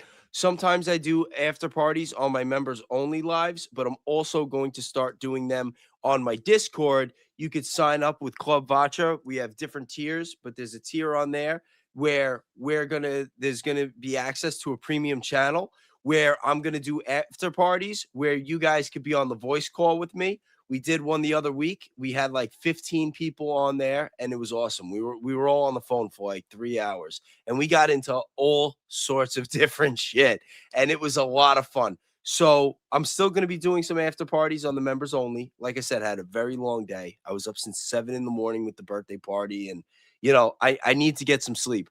But I'm going to be doing a members only in a couple of days. I don't know if I'm going to be able to do it tomorrow. But Monday, I'm going to be doing a double. Well, actually, no, I lied. Monday's Memorial Day. So I'll probably just do the members only at night. And then Tuesday afternoon, or morning, I'll be streaming in the daytime. But like I always say, be kind, be grateful, do something nice for somebody, pray, and have a good day. I'll see you next time, guys. Thank you very much.